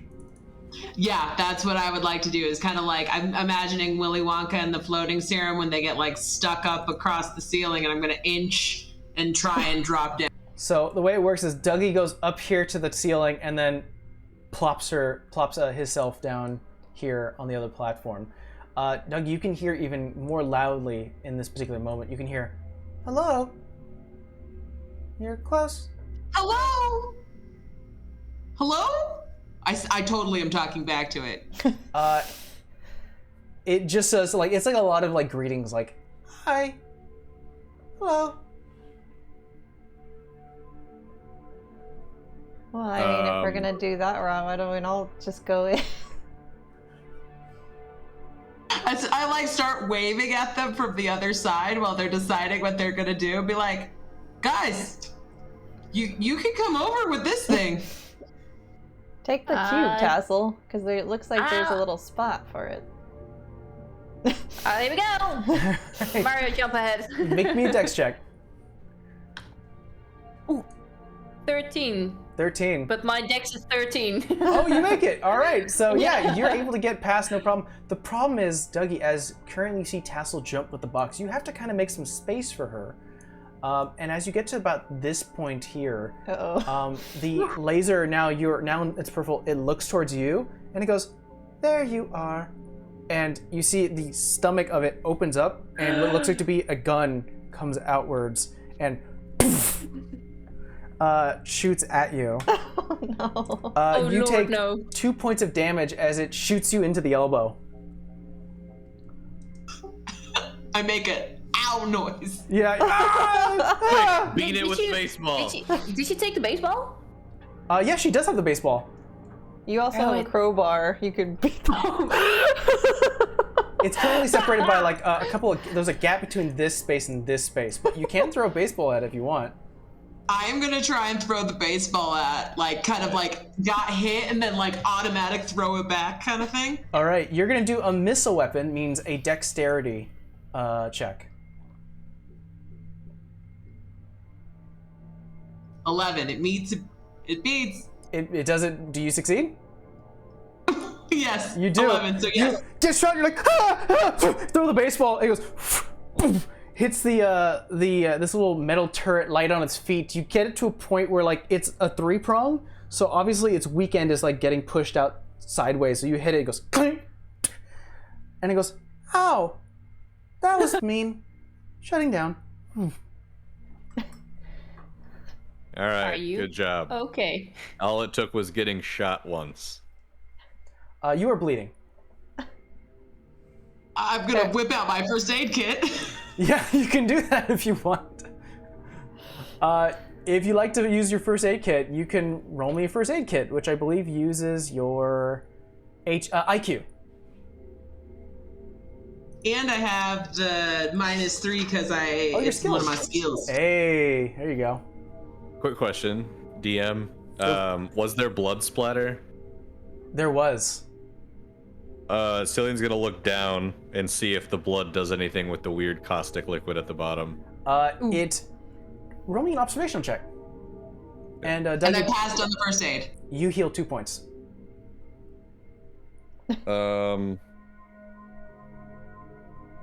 What's 8 plus 6? 14. 14. Minus 3, so 11. So that's 11. a pass. Perfect. You look down and it drops into the water where it is water, and you see a wave, almost like it's the way it works is a lot like almost like dominoes, where like it starts at one end and it goes almost like becomes this new liquid, and the moment it turns into this greenish sea, you see as it burns away. Sick. So Dougie, we'll say you're over here as you threw the ball, and then Tassel, you follow behind With the box. with the box. Okay. What's this thing here? This here is. The It looks like cube it was dispenser. the dispenser where it was releasing the boxes. I will say I forgot to mention, Taryn, where you're standing, there's a button next to you. Does it say anything? Nope. I I mean, wonder what that red button does. it says nothing nowhere. Roll me an observational check Okay. where you can see it leads to. A lot of this is observing and acting. I'm learning. Yeah. 12, which is exactly my IQ. You see these little blue dots on the floor from the button goes up to the dispenser where the box came from, where Tassel grabbed the box. She touches the button. Tassel, your box dissipates into ash, and a new box drops down right here. Okay, it said it was going to dispense the box, not disintegrate. My bad. I think that means that we can only have one box at a time, I think. Taryn will Well, go get the new cube. This also is good though, because you guys can, from where you're standing, you can kind of just try to dunk the ball or dunk the box into the thing, and every time you miss, we can just make a new one. Yeah, we can also we can just just keep jump trying. down and put the box in there. All right, go ahead down into the acid to. No, it's not in the acid. There's a Yeah, platform. There's a think- platform. Yeah, it's a platform. Okay, I'm gonna stay up here, Okay. away from the acid. I'll stand You next to guys the can do button. And, Can you throw me a box? Yeah, or throw them a cube? box. So you want to throw him a I'll box? walk over and grab a box. All right, perfect. So I'll walk up the stairs and toss it over to Roll him. me a dex check at throwing missile.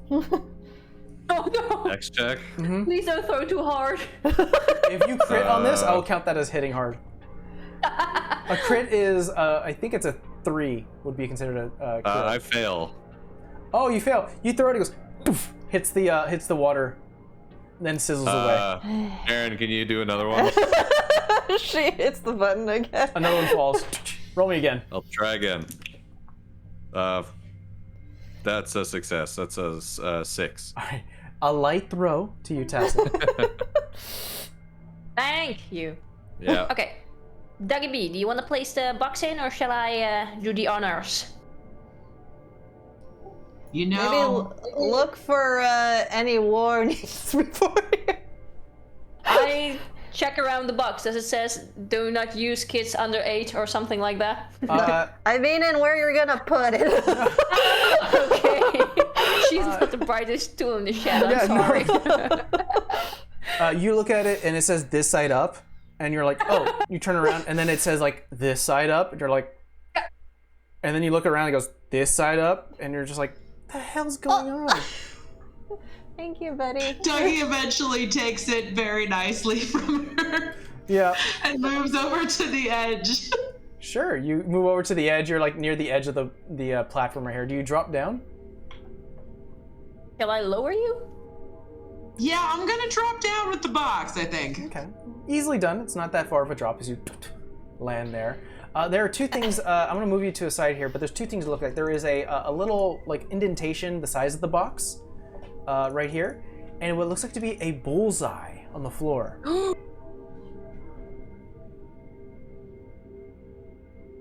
I jump on it. I'm going to take my baseball's probably gone, right? Yeah, it's up here. It's kind of out of reach. Yeah, okay. I'm gonna take one of my pencils, because I have several pencils, and put it on the thing in front, and then put the box in the indentation. Okay, you do this in order. You put your pencil on the bullseye. As you drop it, it hits the middle of the bullseye, and you see what looks like to be like a metallic spring that goes, poof, pushes it outward, throws it, hits this wall, and because there is nothing underneath, it falls into the water and acid. I do not jump on it. And then you put the box in an indentation, and to where it drops, I'm gonna go ahead and just draw real quick. You see that there looks to be like, this little section here brings out what looks to be like a bridge made of pure light. Ooh. Nice. And what is this thing here? What does this look like? This here, it looks like another floating platform with one of those like bullseye metallic floor pieces. Okay. He then takes out another pencil and his handy dandy notebook and starts to sketch where all the target looking spots are in the room in his notebook. Got it. Maybe it makes a bridge. Do we need another cube? I think if we use another cube, this one will disappear. Alright. Hmm. What are those? What are... Now try throwing a pencil on. Yeah, I do you just want think? to ask that. You don't know. Oh, we don't know. Because What do there's they a look bridge, like? a bridge now. Like darkened colored panels. Just gonna throw Okay, it so out yeah, I'm there. gonna take like a crumpled ball of paper this time Okay. and put it in the spot now that the bridge is there after I draw all my targets. It drops and doof, pops it up, and it lands onto the light bridge and stays stable. It does not drop into the water. I jump on it. You jump on it and you feel the metal thing go poof. You feel and you hit the light bridge, and it does not waver or shake. You just land safely. Nobody touched the bridge. Doug, you get a pretty sense that cool. if you were to remove that box for where it's currently sitting on, the light bridge would dissipate and Tassel would fall. Oh boy. Nobody so knows she's about. standing here? Yeah, so right now Tassel is right here. So what is this thingamajigs? What am I standing beside? You are, see like this little empty space right here? Mm-hmm. You are standing above it. Okay, cool. On this little light bridge. Okay. And what was there? And there. You can drop down to this platform and hit another sort of a bounce platform. Oh. Right here. Well, it seems like this bridge actually works for this thing. So I'm going over there. Okay. We'll say that as Tassel, you start to walk the light bridge going across. I'm going to go in order of people who haven't gone a lot yet. Cillian, what are you doing? I am trying to trace where all of these bullseyes are now that I have an idea of what they do. Sure. So I imagine I see the one that she's standing by. And I imagine I see this one. Yeah. Do I notice this one up here? You do. Okay. Then I'm gonna walk back over towards Terran. And do I have anything that I could like wing at the bullseye that Tassel's near? You could have something minuscule like a pen or pencil or something like that. If you throw me a missile weapon, which is a dex thing, you can see if you can hit the bullseye. Yeah, I'm gonna try that. 10. 10. Succeed? Which is a success, yeah. Perfect. You... Kobe, throw... R.I.P. Throw the pencil as it flies in the air, hits the metallic springboard, as it bing, hits it up, and it floats and it hits this end of the wall on the opposite side. Huh. I will mention that as you see it fly, first thing that actually catches your eye is that there is a red light shining right going across. Does the red light look like one of the tripwires we saw earlier, or does it look more like the turret laser? It looks a lot like the tripwire. Nice. I will point that out to everybody. Hey guys, before we use the bullseye that Tassel's near to try to get near the exit, it does look like that side of the room is trapped with a tripwire. Do we have anything that could trip it? Or disarm it? Does anyone know how to disarm trip bombs? Not exactly, but I mean, I could throw the the vial of ash at it. I may make another hole though. Yeah. We don't have any baseballs or anything like that we could throw through it. You already lost one baseball. Yeah, we did. You've got a hammer and a screwdriver, the tape, the XLR cord, what's left in the first aid kit, and the crowbar. And I'm guessing we probably want the crowbar for the panel, maybe the screwdriver, and the hammer. Paper balls, cleaning supplies. Yeah, do I have like a spray bottle with something? Sure. Yeah, we'll say you have a spray bottle. Sure. I like that. With a chemical. Yeah, with the cleaning supplies. You guys have cleaning supplies. I mean, we could put the vial in the spray bottle, and then if it explodes it, then we'll... Yeah, you'd have to roll me another missile check, Cillian, if you wanted to hit this thing again. Well, if it were as simple as that, wouldn't the first thing have tripped it? Good point. Yeah, you would have to. So actually. Could I go here and try to throw it through the tripwire instead? Sure. First, roll me a dex check to go past the helix. Got it. That is a 4 + 3 + 5, 12, which fails. Uh-oh. You jump into the helix, and unfortunately, your momentum pushes you too far up. Too far as you continue going. Cillian falls into the water. Uh-oh. I kind of like stick a broom out there or something for him. Do you want to try that? Yeah. I will say you have to add another d6 to your roll. If you roll me a dex check, you can see if you can save Cillian. Oh, Lord. I have to roll 4? 4, yeah. Man. Roll low. Yeah, the one time. think I just make it. No, I don't make it. I have a 12. No. You lose and I your have an burn. 11. God damn it.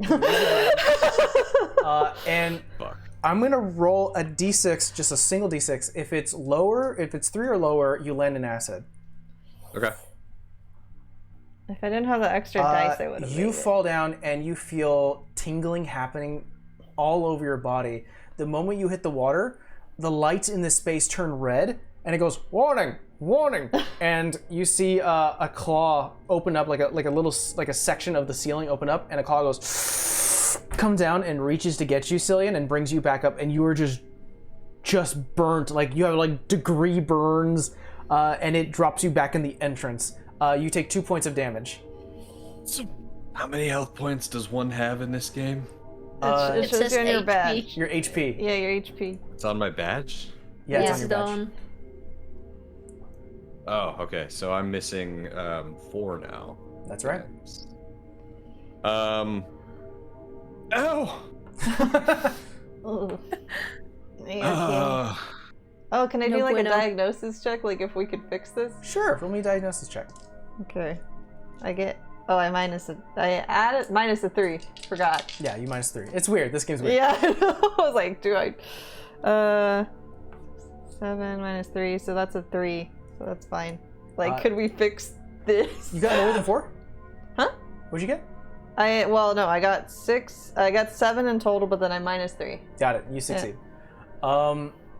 You see that the molecules on Cillian's body almost react the same way the ones that are in the water. You might need to dry him off quickly before it turns to water, back to acid, and hurts him again. Oh, she'll take off her apron and then just start trying to like pat him down. You start getting cut down, and the burning parts, Cillian, stop. As you start to pat down, it turns to water and feels kind of nice and cool at that point and starts to wipe it off. You still feel a bit kind of raw, but you're fine. Fine in a manner of speaking. Meaning you continue on, but you're not. All right. Doesn't feel good. I will elect to stand here now, and someone else can try that. Is my apron all like acid filled now? Yeah, it's starting to burn. I just throw it in the water. Well, it had at least one good use. What's the thing that bounced off near the thing that I'm standing towards? Oh, you want Did to? it bounce above the red wire or the red laser dynamic jigs, or was it through it? It didn't hit the red laser. It went over it. Hey guys, it went over it. Should I just try it and push the red button over there? If I see the red button and not metagaming. Yeah, we can say that you see it. I see a red button. You could try it. Red buttons seem like the type of things to not hit in this facility, but I sure. mean, this one gave us cubes. Okay. Yeah. Make sure you're not standing on that light bridge when you Yeah. press it. Tassa, you get here. It bounces you across. You feel Component. yourself become lightweight as you're, I believe I can fly. and Maybe you duck. safely hit the wall, land on your feet right next to the red button. Press it. Can Press I see where maybe some electronics that, how do you call it? Yeah, the They wires. are attached to the, yeah. You see that they're attached to this dispenser.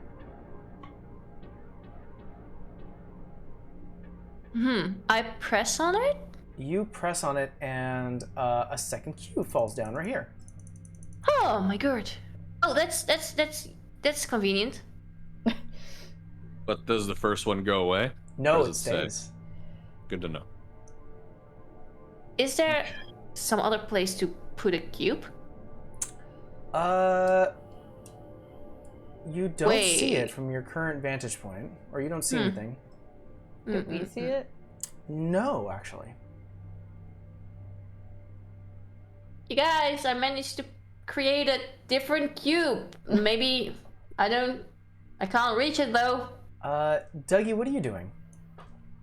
I, after seeing that Tassel has left these things, am probably going to follow. Okay, easily enough done. You press on this little ejector panel, and it blings you across the map. You fly out and land on the light bridge over here. And you can do the I same. imagine every time Dougie jumps or falls that it's kind of like he's like a beach seal, like rolling over. Yeah. I'm okay. It's all right, guys. You go across the way. You can do the same to this panel if you wish. Yeah, I'm gonna completely head up. Land over here right next to Tassel. Poof. Yeah. I make sure that I'm out of the way, that I'm not sealed on. There is I an imagine exit him right like spread eagle. So a few things, Dougie and Tassel, what you notice up here is that there looks like to be a receiver node right here. You see that the exit door is right here, and you can barely see through this sort of this little mechanism right here, that there is a third cube that has like mirrors inside of it. And there's this laser that is constantly going through everything. Could we be wait.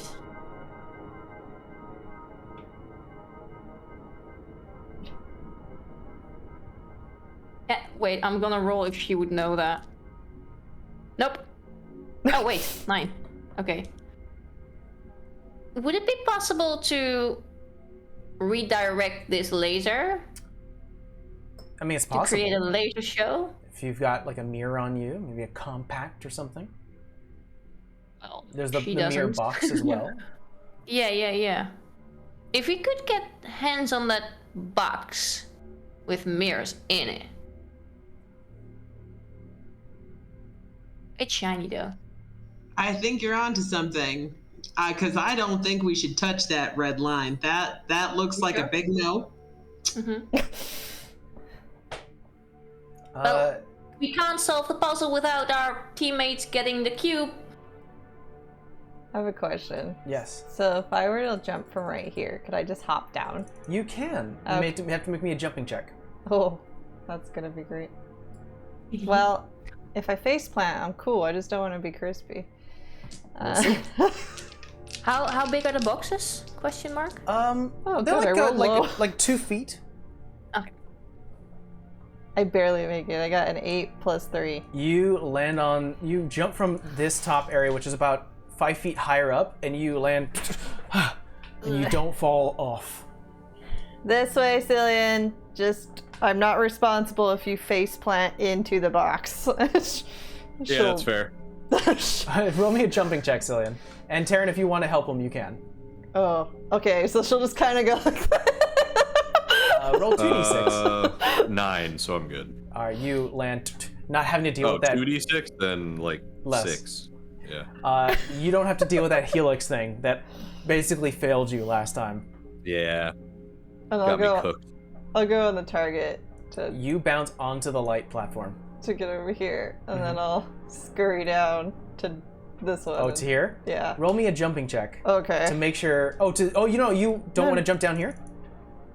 Is that what you said? What did you say? I thought we had to go across the light bridge to like get. Oh, Across. if you've seen your teammates, if they jump onto this springboard, they land over here. Oh, okay, got you. Okay, so I guess I jump. Bringing the cube. Oh yeah, I'll take the cube. Okay, you jump down. Roll me a jump check. Ugh. Cillian, what are you doing?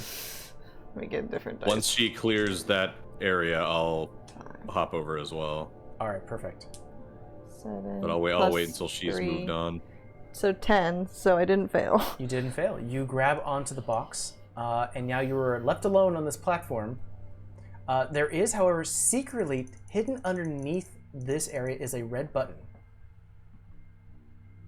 Do I see anything that says not to hit the red button?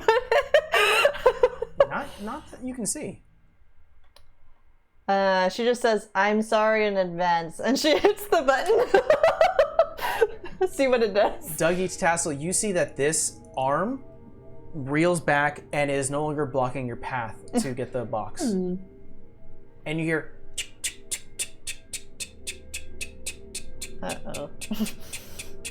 The moment I hear the I'm not very fast, I don't think, but I'm running to get the box. I'll say the amount of time you spent gawking, you duck underneath the laser so it doesn't hit you.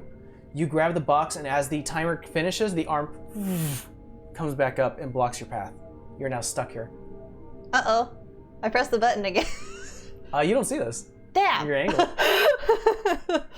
You probably hear, help! Do I see it from where I am? Yeah, you do. You see this entire thing, this entire exchange. I'll let him sweat it out for just like a minute, and then I'll say, Taryn, you might want to hit the button again. Oh, it was bad? Yeah. The arms pull back, and you are now free to take the box with you. I take the box and sprint out of there. All right, you get out of the way, so you can actually stand normally. You now have the mirror box. Okay, so now I have to go across the light bridge and hop. Right? Yeah, so you can jump onto this springboard, Yeah. which bounces you to this springboard, immediately puts you back onto the light bridge. Okay. That was a lot. Just like, I'm glad I didn't eat the meatloaf. You bounce to your friends here as you go into the last one, holding the box in hand. I will follow then once she's clear. I think it's safe to say, Silly, that you take the same pathway. Yep. You are now all together. There is the exit door right here. There is a receiver node, and there is the constant red light that is shining through. Taryn is holding a standard box, while Dougie is holding a mirror box. All right, well, what do we do with these? Dougie's like ragdolled on the ground, wheezing and panting. I'm just Well, you need some help up. try to massage to calm him down. Like, you did well. Let's. We got This this. is a lot for my old bones. Oh. Aren't you like Start 40? doing You should start doing some push-ups. It'll be okay. Too much cake. Does the receiver look like it would, like, either the boxes would fit in it or no? No, unfortunately. Boxes are the square type. This looks circular. Well, do we want to see what the mirror thing does with the laser? Maybe the laser has to get shot into the receiver. All right. It'll be fun. Doug, you give it a try? I'm gonna give it a shot, yeah. You, underneath the laser, bring it upwards, and the laser hits one of the mirrored entrances and shoots outwards in a different direction. And you start to turn it, and you can see that you can actually move the laser around. Maybe duck. Taryn's gonna get real low to the Yeah, ground. I'm getting low too. Yeah. I am going to loaded gun carefully. Start aiming it into the receiver. You really and see if that does anything. It hits the receiver, and you hear, and the lights light up where the node is, and goes to the door, and the exit door opens up. Okay, run. Or how are we gonna prop up? Can we get to the exit? What's the path to that look like? There's actually a pathway this way to stairs that leads up. I will notice What's the yellow square though. That was a screenshot error. Oh, okay. Yeah. Question: does she need to hold the cube up to be able to point a laser? Yes, she does. Here. Don't move. She'll slowly put the other cube underneath. You do not need to hold the box anymore. Look at you using your brains. My what? I don't have one of those. You place the standard box underneath the mirrored one, keeping it angled at the receiver. You can let go, Dougie, and the laser is constantly hitting the node now, and the door is now permanently open. Now run. Run! Around the laser. You guys get to the exit of test chamber 13, going through this narrow hallway to another elevator to test chamber 14. And that is where we're going to take a 10-minute break for you guys. So we will see you guys in 10. Nobody died, yay.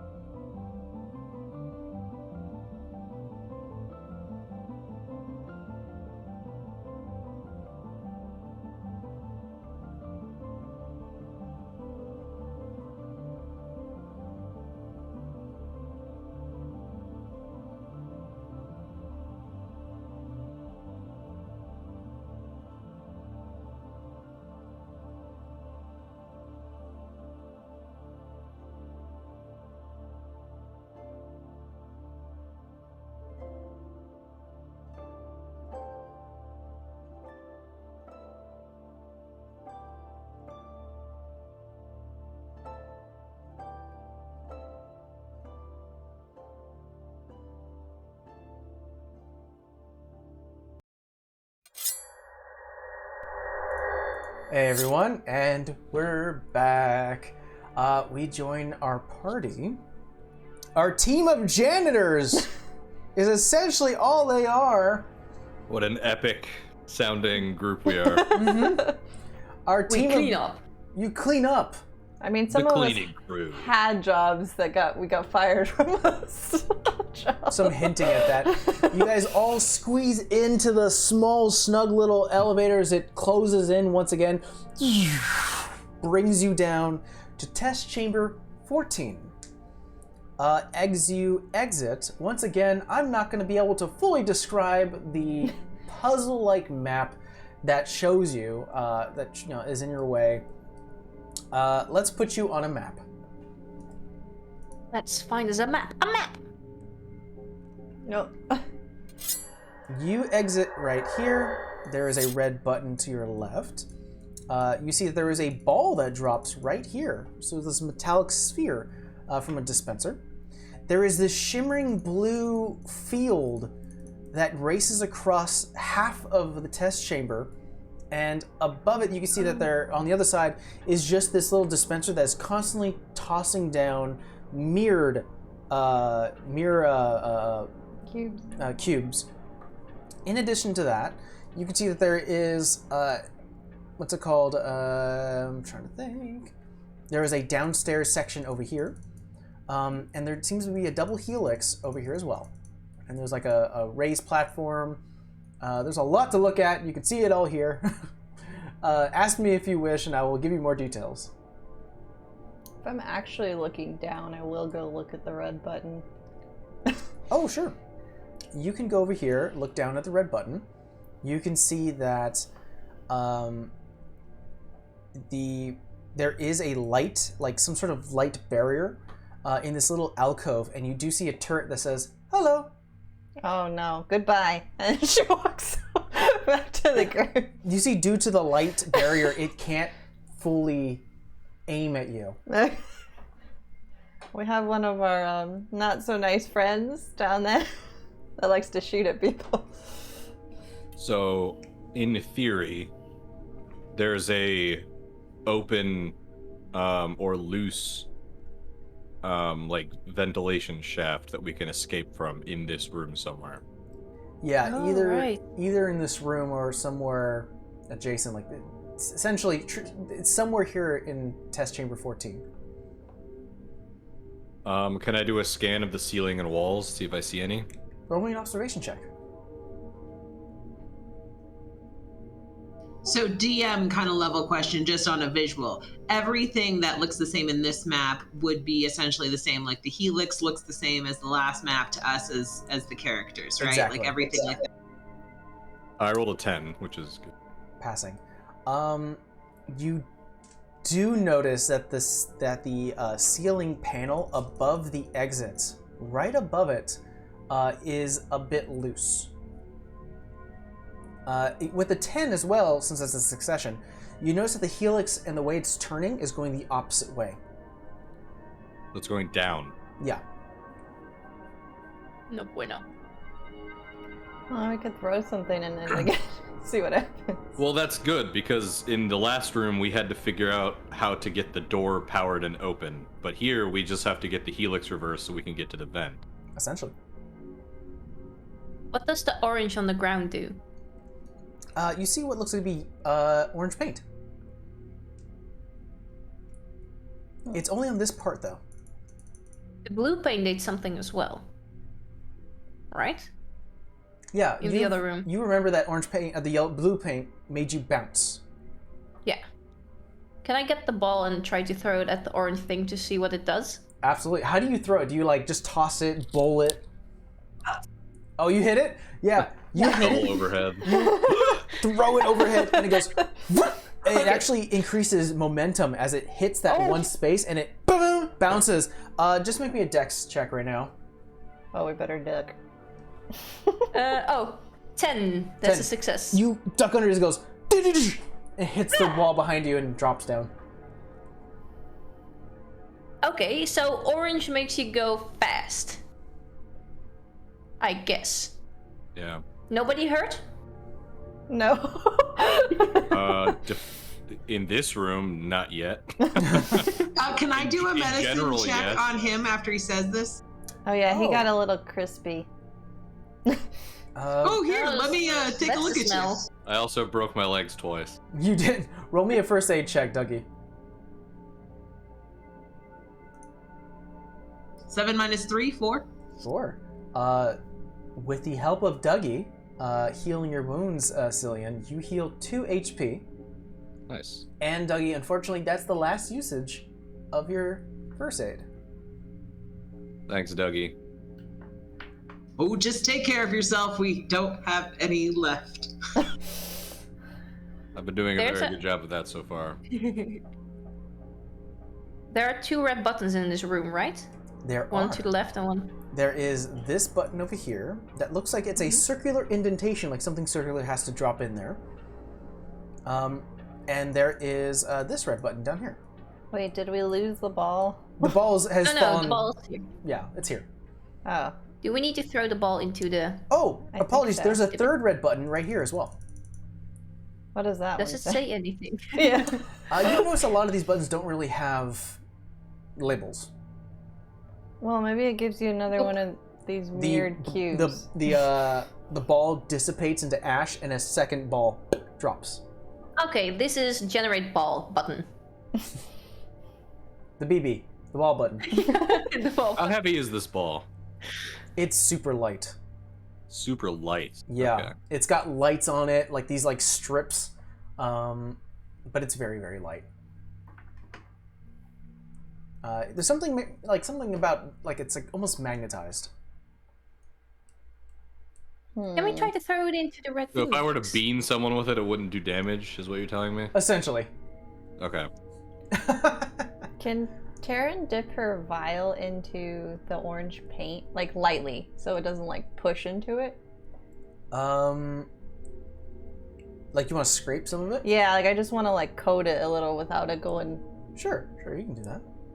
Okay, she'll do that, and she'll throw it at that little laser thing down Which- there in the corner. oh, this guy here. Yeah, she wants to see if it'll like bounce on it and explode. Oh man. But she backs up and she tells you may want to get a little. There is a light barrier that blocks your aim.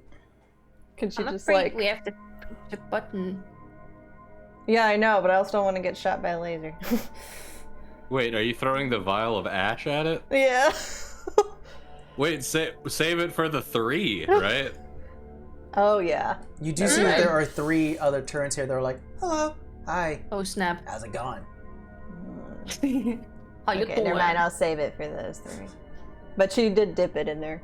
Okay. She's holding it. You have a fast forward momentum poop bomb. God, I love this game. What a sentence. I know. What a sentence. Only RPGs. Yep. Well, she was a very And I- chaotic scientist. So.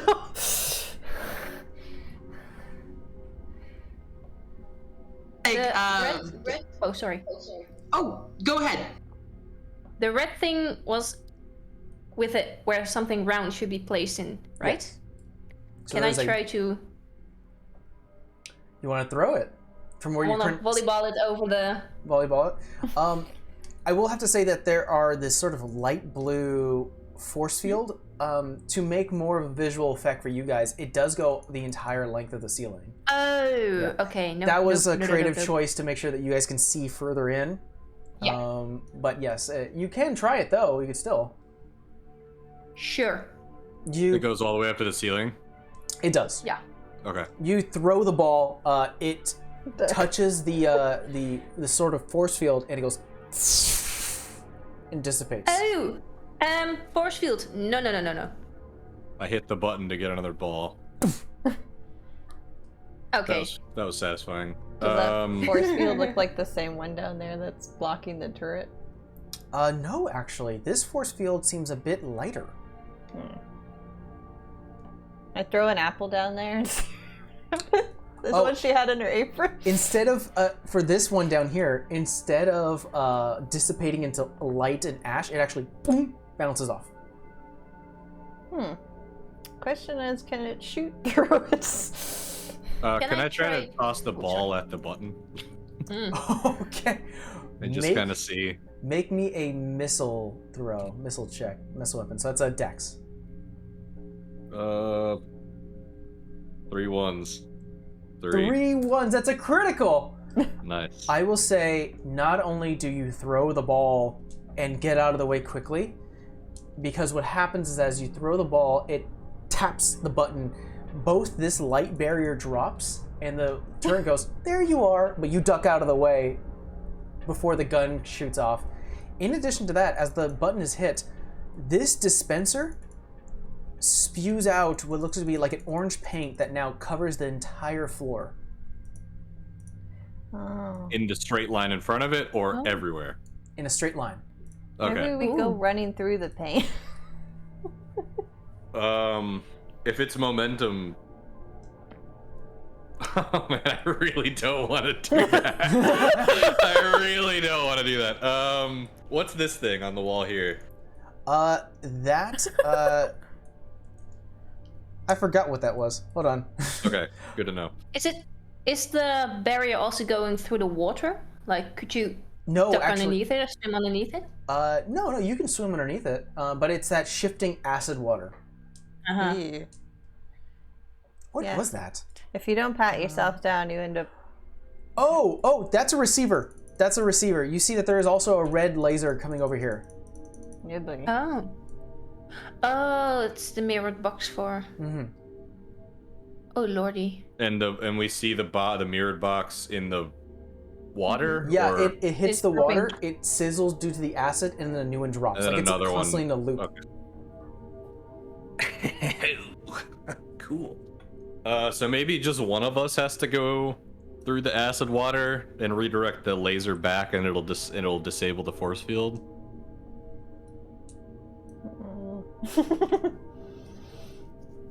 My thought originally would be to use the paint to jump the force field, but I don't think that's.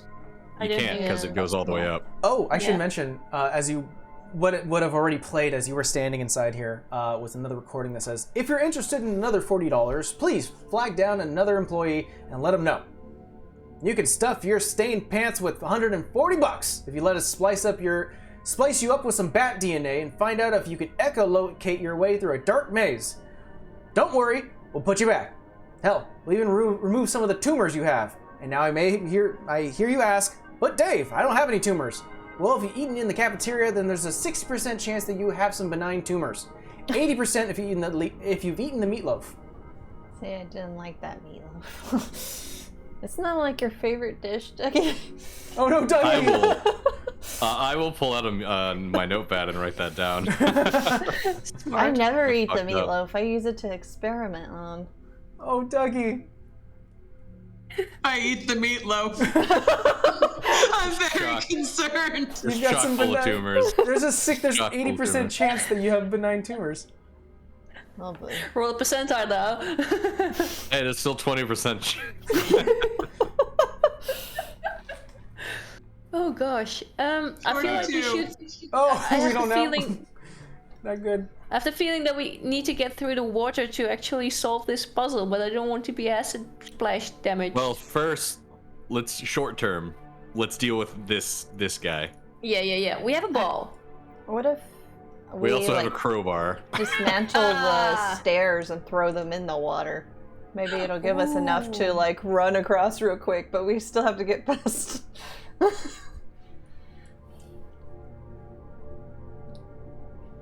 Did the wall of the other 3 turns actually go down after pushing the button? Or didn't it? Didn't we see that? Oh, these 3 turrets? Mm-hmm. No, Yeah. they're still there. Did the wall go down in front of them? The wall, no, it did not. It did not. I will... No, actually, that hasn't happened yet. Nope, never mind. What is this thing doing? Just nothing, just sitting in Oh, that dispenses the Dispensing ball. balls. the... Okay. But it's like in between the barrier? Oh, it's on the ceiling. It's on Oh, the ceiling. gotcha. Yeah. Yeah, this is isometric view. I have the feeling that we should go through the water. For Wait, one if that reason. thing's on the ceiling, we can't somehow get up there and then just... I don't know. Can I hug this wall and like hop down here with cover of the wall and try to just like wing the crowbar around the side and bat the turret? Yeah. Make me a this guy the melee weapon check. It's a strength. Okay, my strength is 11. And you are doing it blindly. So with 4. Yeah, roll with 4. With 4? Oh, Disadvantage. Yeah. Could it be possible, by 3 the plus way, 2 that is 5, plus 2 is 7, plus 4 is 11. It's 11. My strength's 11. Hey, yeah, you reach backwards and you hear cling, ow, shutting down. Fuck yeah. All right. I got it. Can I go pick the turret up? How heavy is it? It's kind of that thing where like it's like 80 pounds. So you're like, okay. So it's heavy. But you can lift it and move it. Hey, maybe if you, for experiment's sake, maybe if you just let us slide it through the paint and see what happens. I could try. Could it be possible, just a brain fart, that objects couldn't move through the force field and we can maybe? Do you want to test that theory? I'm good. I'll test it with a turret. I don't know about myself. But the turret is an object. Yeah, but and we're not an object. Okay, yeah, go ahead and hop through. I'm not doing that. So you did test out the water. What is the water that is shifting between acid and water? What's is that on like a predictable pattern? Pattern? Is that something that we can time? So you can sit down and watch it, and it seems to change every 10 seconds. Does this length of water seem like something that one could swim through in 10 seconds? If you use this fast paint, yes. You can make use of the fast paint. Also, maybe if you have a good swimming check. I did. I'm not military. Well, the only idea I have, unfortunately for Terran, is Terran swimming through and chucking the explodey vial at the 3 turrets before the bad stuff happens, and then the rest of us deal with getting over there after. I'm wondering if because I don't want all of us to get over there and then get shot. I'm wondering if I could ride the turret through the orange paint and kind of like rock skip the water. I fucking love this game. What kind of bullshit thing is that? My finger towards the I'm just gonna try. All right. How do you call it? Tassel is like, I'm just. Tassel, as you inch your finger close to it, you can hear the humming of this force field.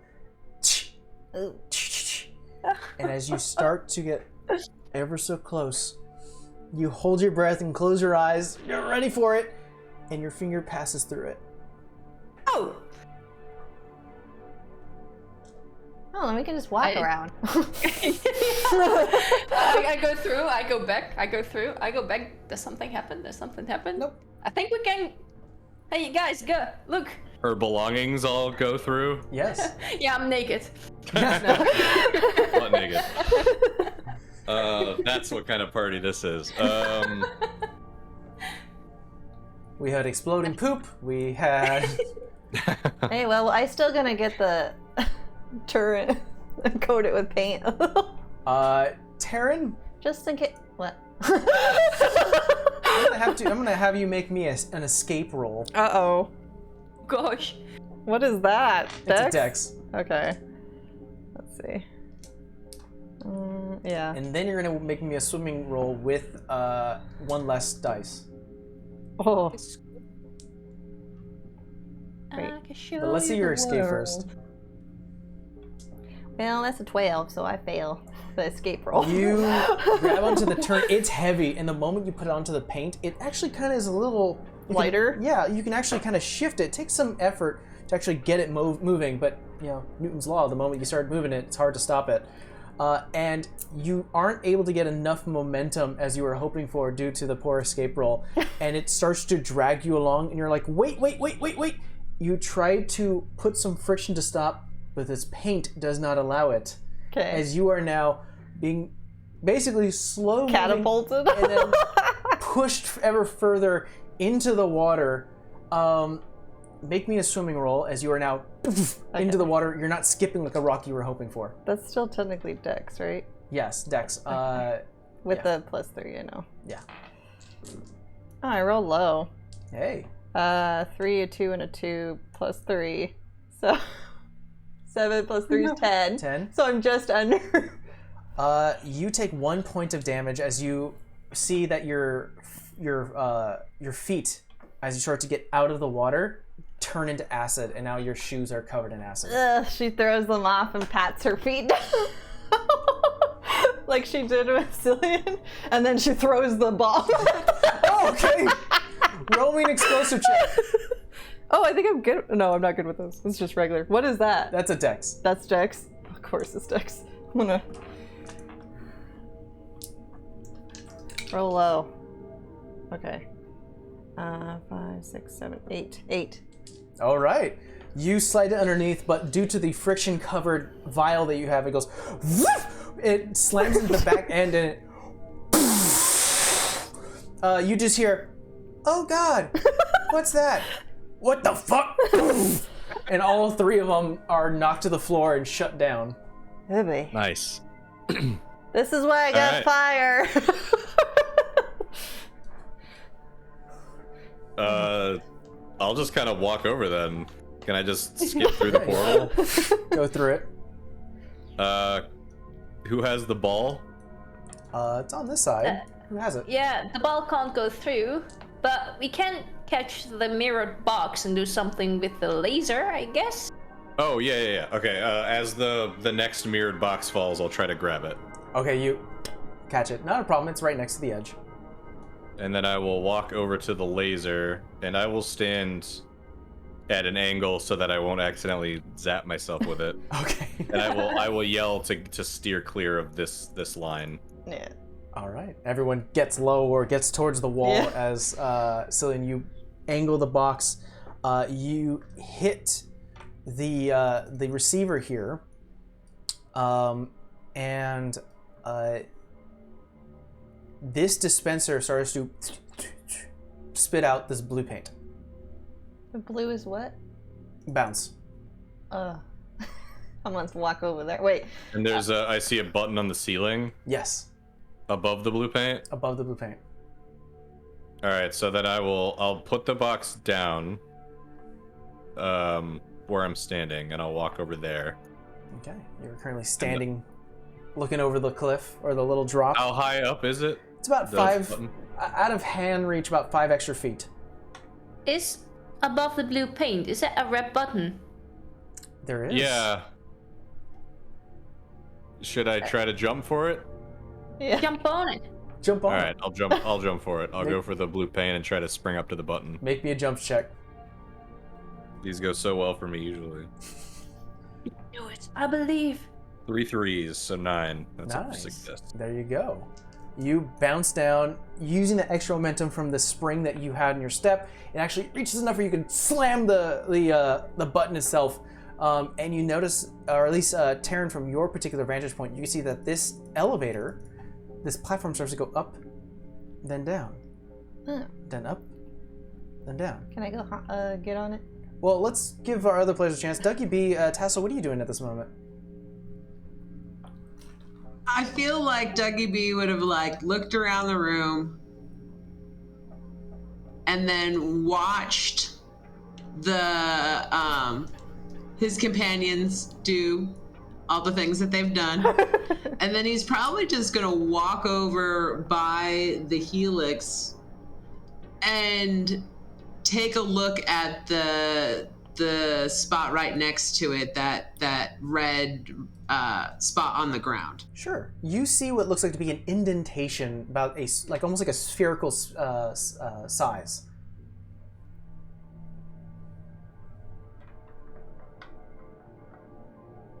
You standing this close to the Okay. helix, you can hear the humming from the helix itself. Okay.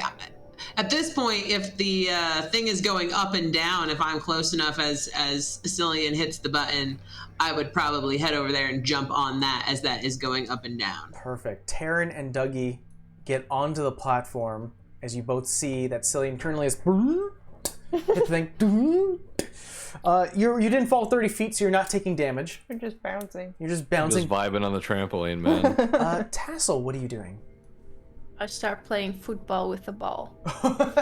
You kick it against the wall, it hits the Yep. fast momentum thing, and it bounces back, and you catch it and start to play around with it a little bit. Yep. Dougie and Taryn, as you make it to the top, you see there's another red button. Hit the button. Tassel, from your particular vantage point, you see that this platform right here, the floor itself lifts up about a 45-degree angle. Uh-oh. And two of the force fields down here making for the ceiling deactivate. And you hear... Oh, I totally take the ball and football run across it to slide. Woohoo! You, using that momentum, you can feel your body starting to pick up speed as you can feel like no longer friction. Just you just get closer and closer and closer to that lifted space, and because of the 45-degree angle, you and you have the ball in your hand over the two force fields below you. Make me a dex check to make sure you land safely. If she's coming towards us, I guess one of us I could try and catch. Oh, she's gonna land right here. Oh, okay, At never mind. 2 and 11, and my dex is 13, so I nailed it. You do a tuck and roll. You grab the ball and you land Superhero landing. safely. Yeah, Yeah. but you have the ball with you. Oh! See, it's fun when you don't hit the asshole. Down! Smack. Cillian. I will eventually jump my way out of the pit. Easily done. That seemed like fun. Here, have the ball, and she starts jumping on the blue. Oh, another thing I should have mentioned. It was fun. Taryn and Dougie, as you press that red button, the light shield from this thing dissipated, but you already dispatched the turrets, so no problem. Oh, okay. With a good old-fashioned poop bomb. Your bomb was Like the we're the shit. monkeys. My grandpappy used to do it. Cool. So, who wants to do the honors? Dougie, can I use some of your tape? Of course. Taryn's gonna make herself some tape shoes because she doesn't have any. Oh, that's sad. I will help you. While they're making tape shoes, I'll put the orb in the receptacle. Both the exit door opens and the helix starts to reverse in pattern. Cool. So, I'm gonna float up and try to just get a closer look at the vent.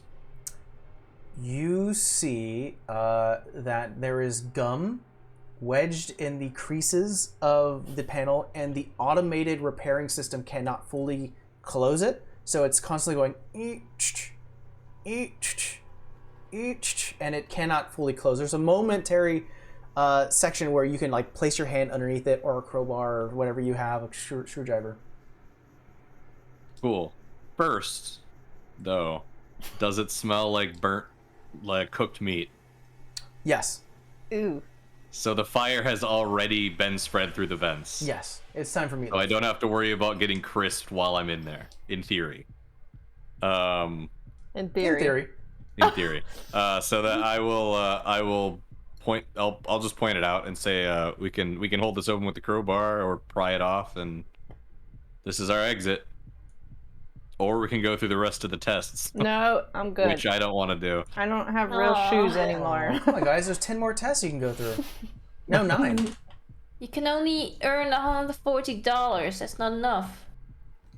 It's enough for shoes. That's fine. That's true. That's true. Let's All pry it right. open. Shall we? Who wants to go first? Not me. I'll go first. Of course. Perfect, Tassel. You jump into the helix and you start to float up to the ceiling. I mean, she's I'll pretty try to sturdy make it. considering. Roll me a strength check. I will float the crowbar up. All right. Thank you. Oh.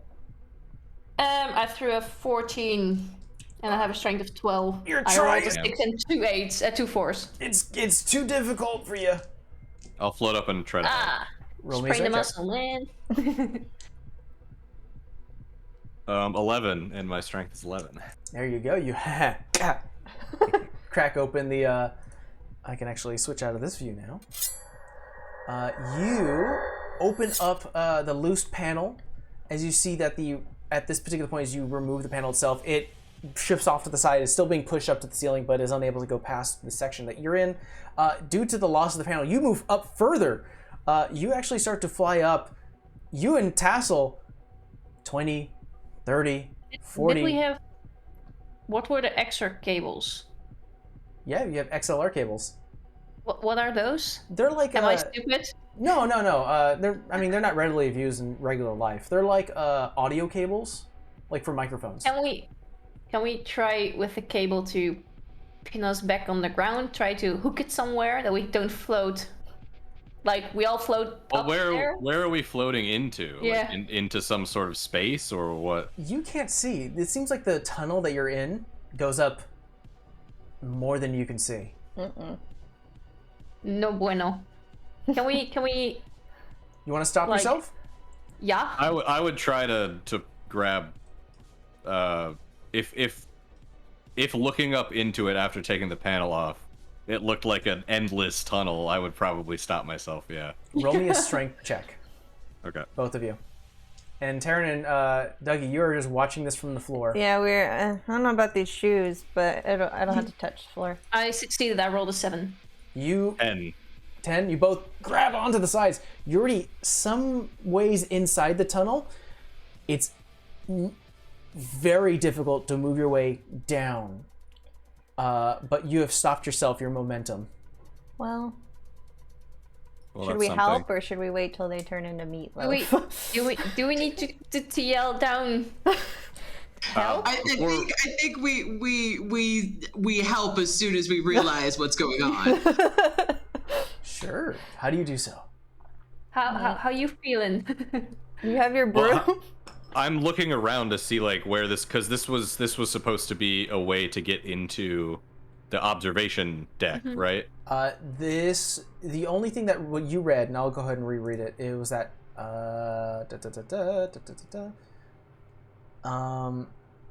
it says here, can we call maintenance and have them fix the panel in test chamber 14? If anyone sees it, they can easily squeeze out of the test chamber. It does not make mention of where it goes. Throw your broom out or something. Yeah. Do I have a measuring tape by any chance accessible to me? Yeah, I will say that. Sure. I am going to try and feed my measuring tape up the... I personally have not seen a measuring tape go further than 6 feet. I haven't seen it go. No, I've seen more than 6 feet. Yeah. I've seen it go 15 feet. Just depends.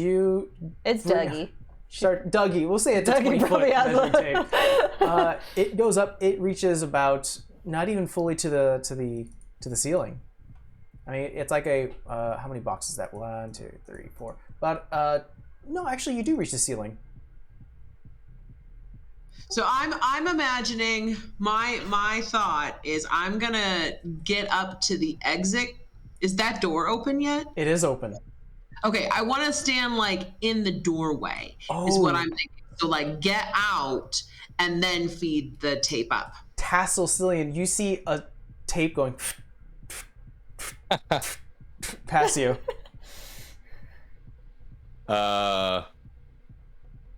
Who? Dougie? Yeah, Dougie. Where are you, Taryn, as this is all happening? Are you? She's just watching, and then she's trying to think if you put the paint on your feet and you jolt up. she's plotting out Like, another do the experiment. backwards. I mean, I'm looking around for an exit. Do I see anything? Roll me an observation check. Okay, I'm good at those. In theory. 2, 3, 6. That's 11. -3, so. You see painted on one of the sides general maintenance markings for for like any newbie to come in to like learn where to go. You see it reads upwards to executives. Up here goes, okay. Yeah, the air vent leads upwards to the executives wing. See, we could totally just take the orange paint and through the office. I will ease up and start slowly climbing the chamber, but holding myself a little bit so it doesn't go too fast and I don't lose control. All right. We chimney up. You're chimneying up. Dougie, Taryn, you see them go, "We're going up!" And they start to climb their way upwards, slowly stopping their momentum occasionally.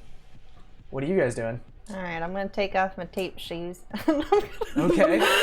You can spider climb all the way up. And I'm gonna lightly dip them in the orange and blue paint.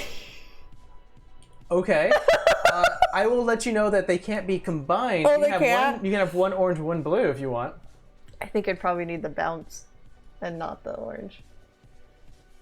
Or would that just even her out, like for speed and bounce? You tell me what you want to do, and I'll tell you what happens. Can I use like that as a diagnosis? It's not really like a thing. Like she's trying to figure out experiment-wise if that would work. Okay, let me think of, what are you trying to do? Go really fast through the tunnel? Oh, okay. I mean, it would probably be the orange then. Right? I mean, but like the blue you bounce. I don't know. It's how quickly do you want to move and how do you want to do it? Do you want to slide at the walls or do you want to bounce off like...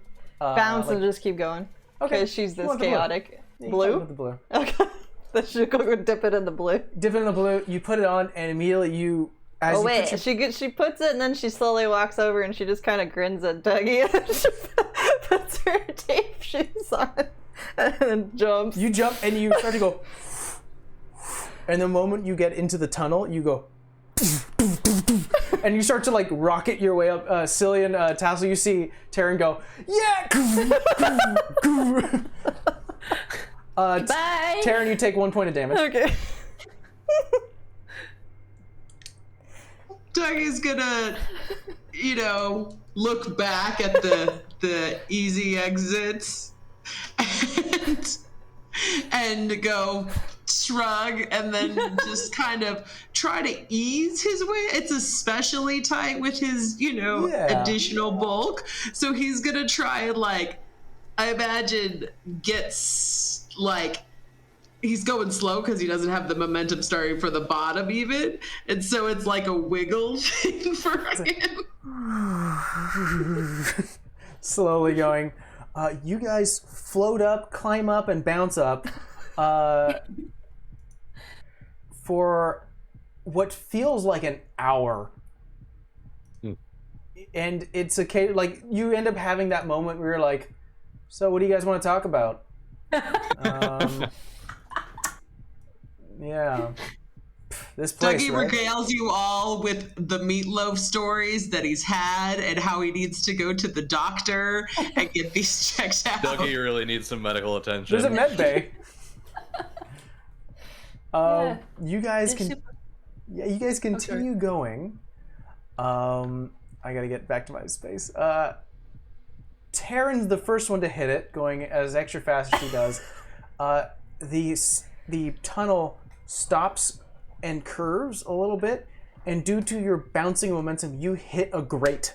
Oh. Cillian and Tassel come next, and they create a bit of a force, and you're like, it's getting kind of tight in here, and then you look down and you see Dougie going, it's happening. It's not until finally Dougie adds in the extra weight and force that Taryn, you hear snap, snap, bend, Uh-oh. and you guys are ejected out, and you guys find yourself. Let's see here. You guys find yourself. And I'm gonna go ahead and change the music real quick.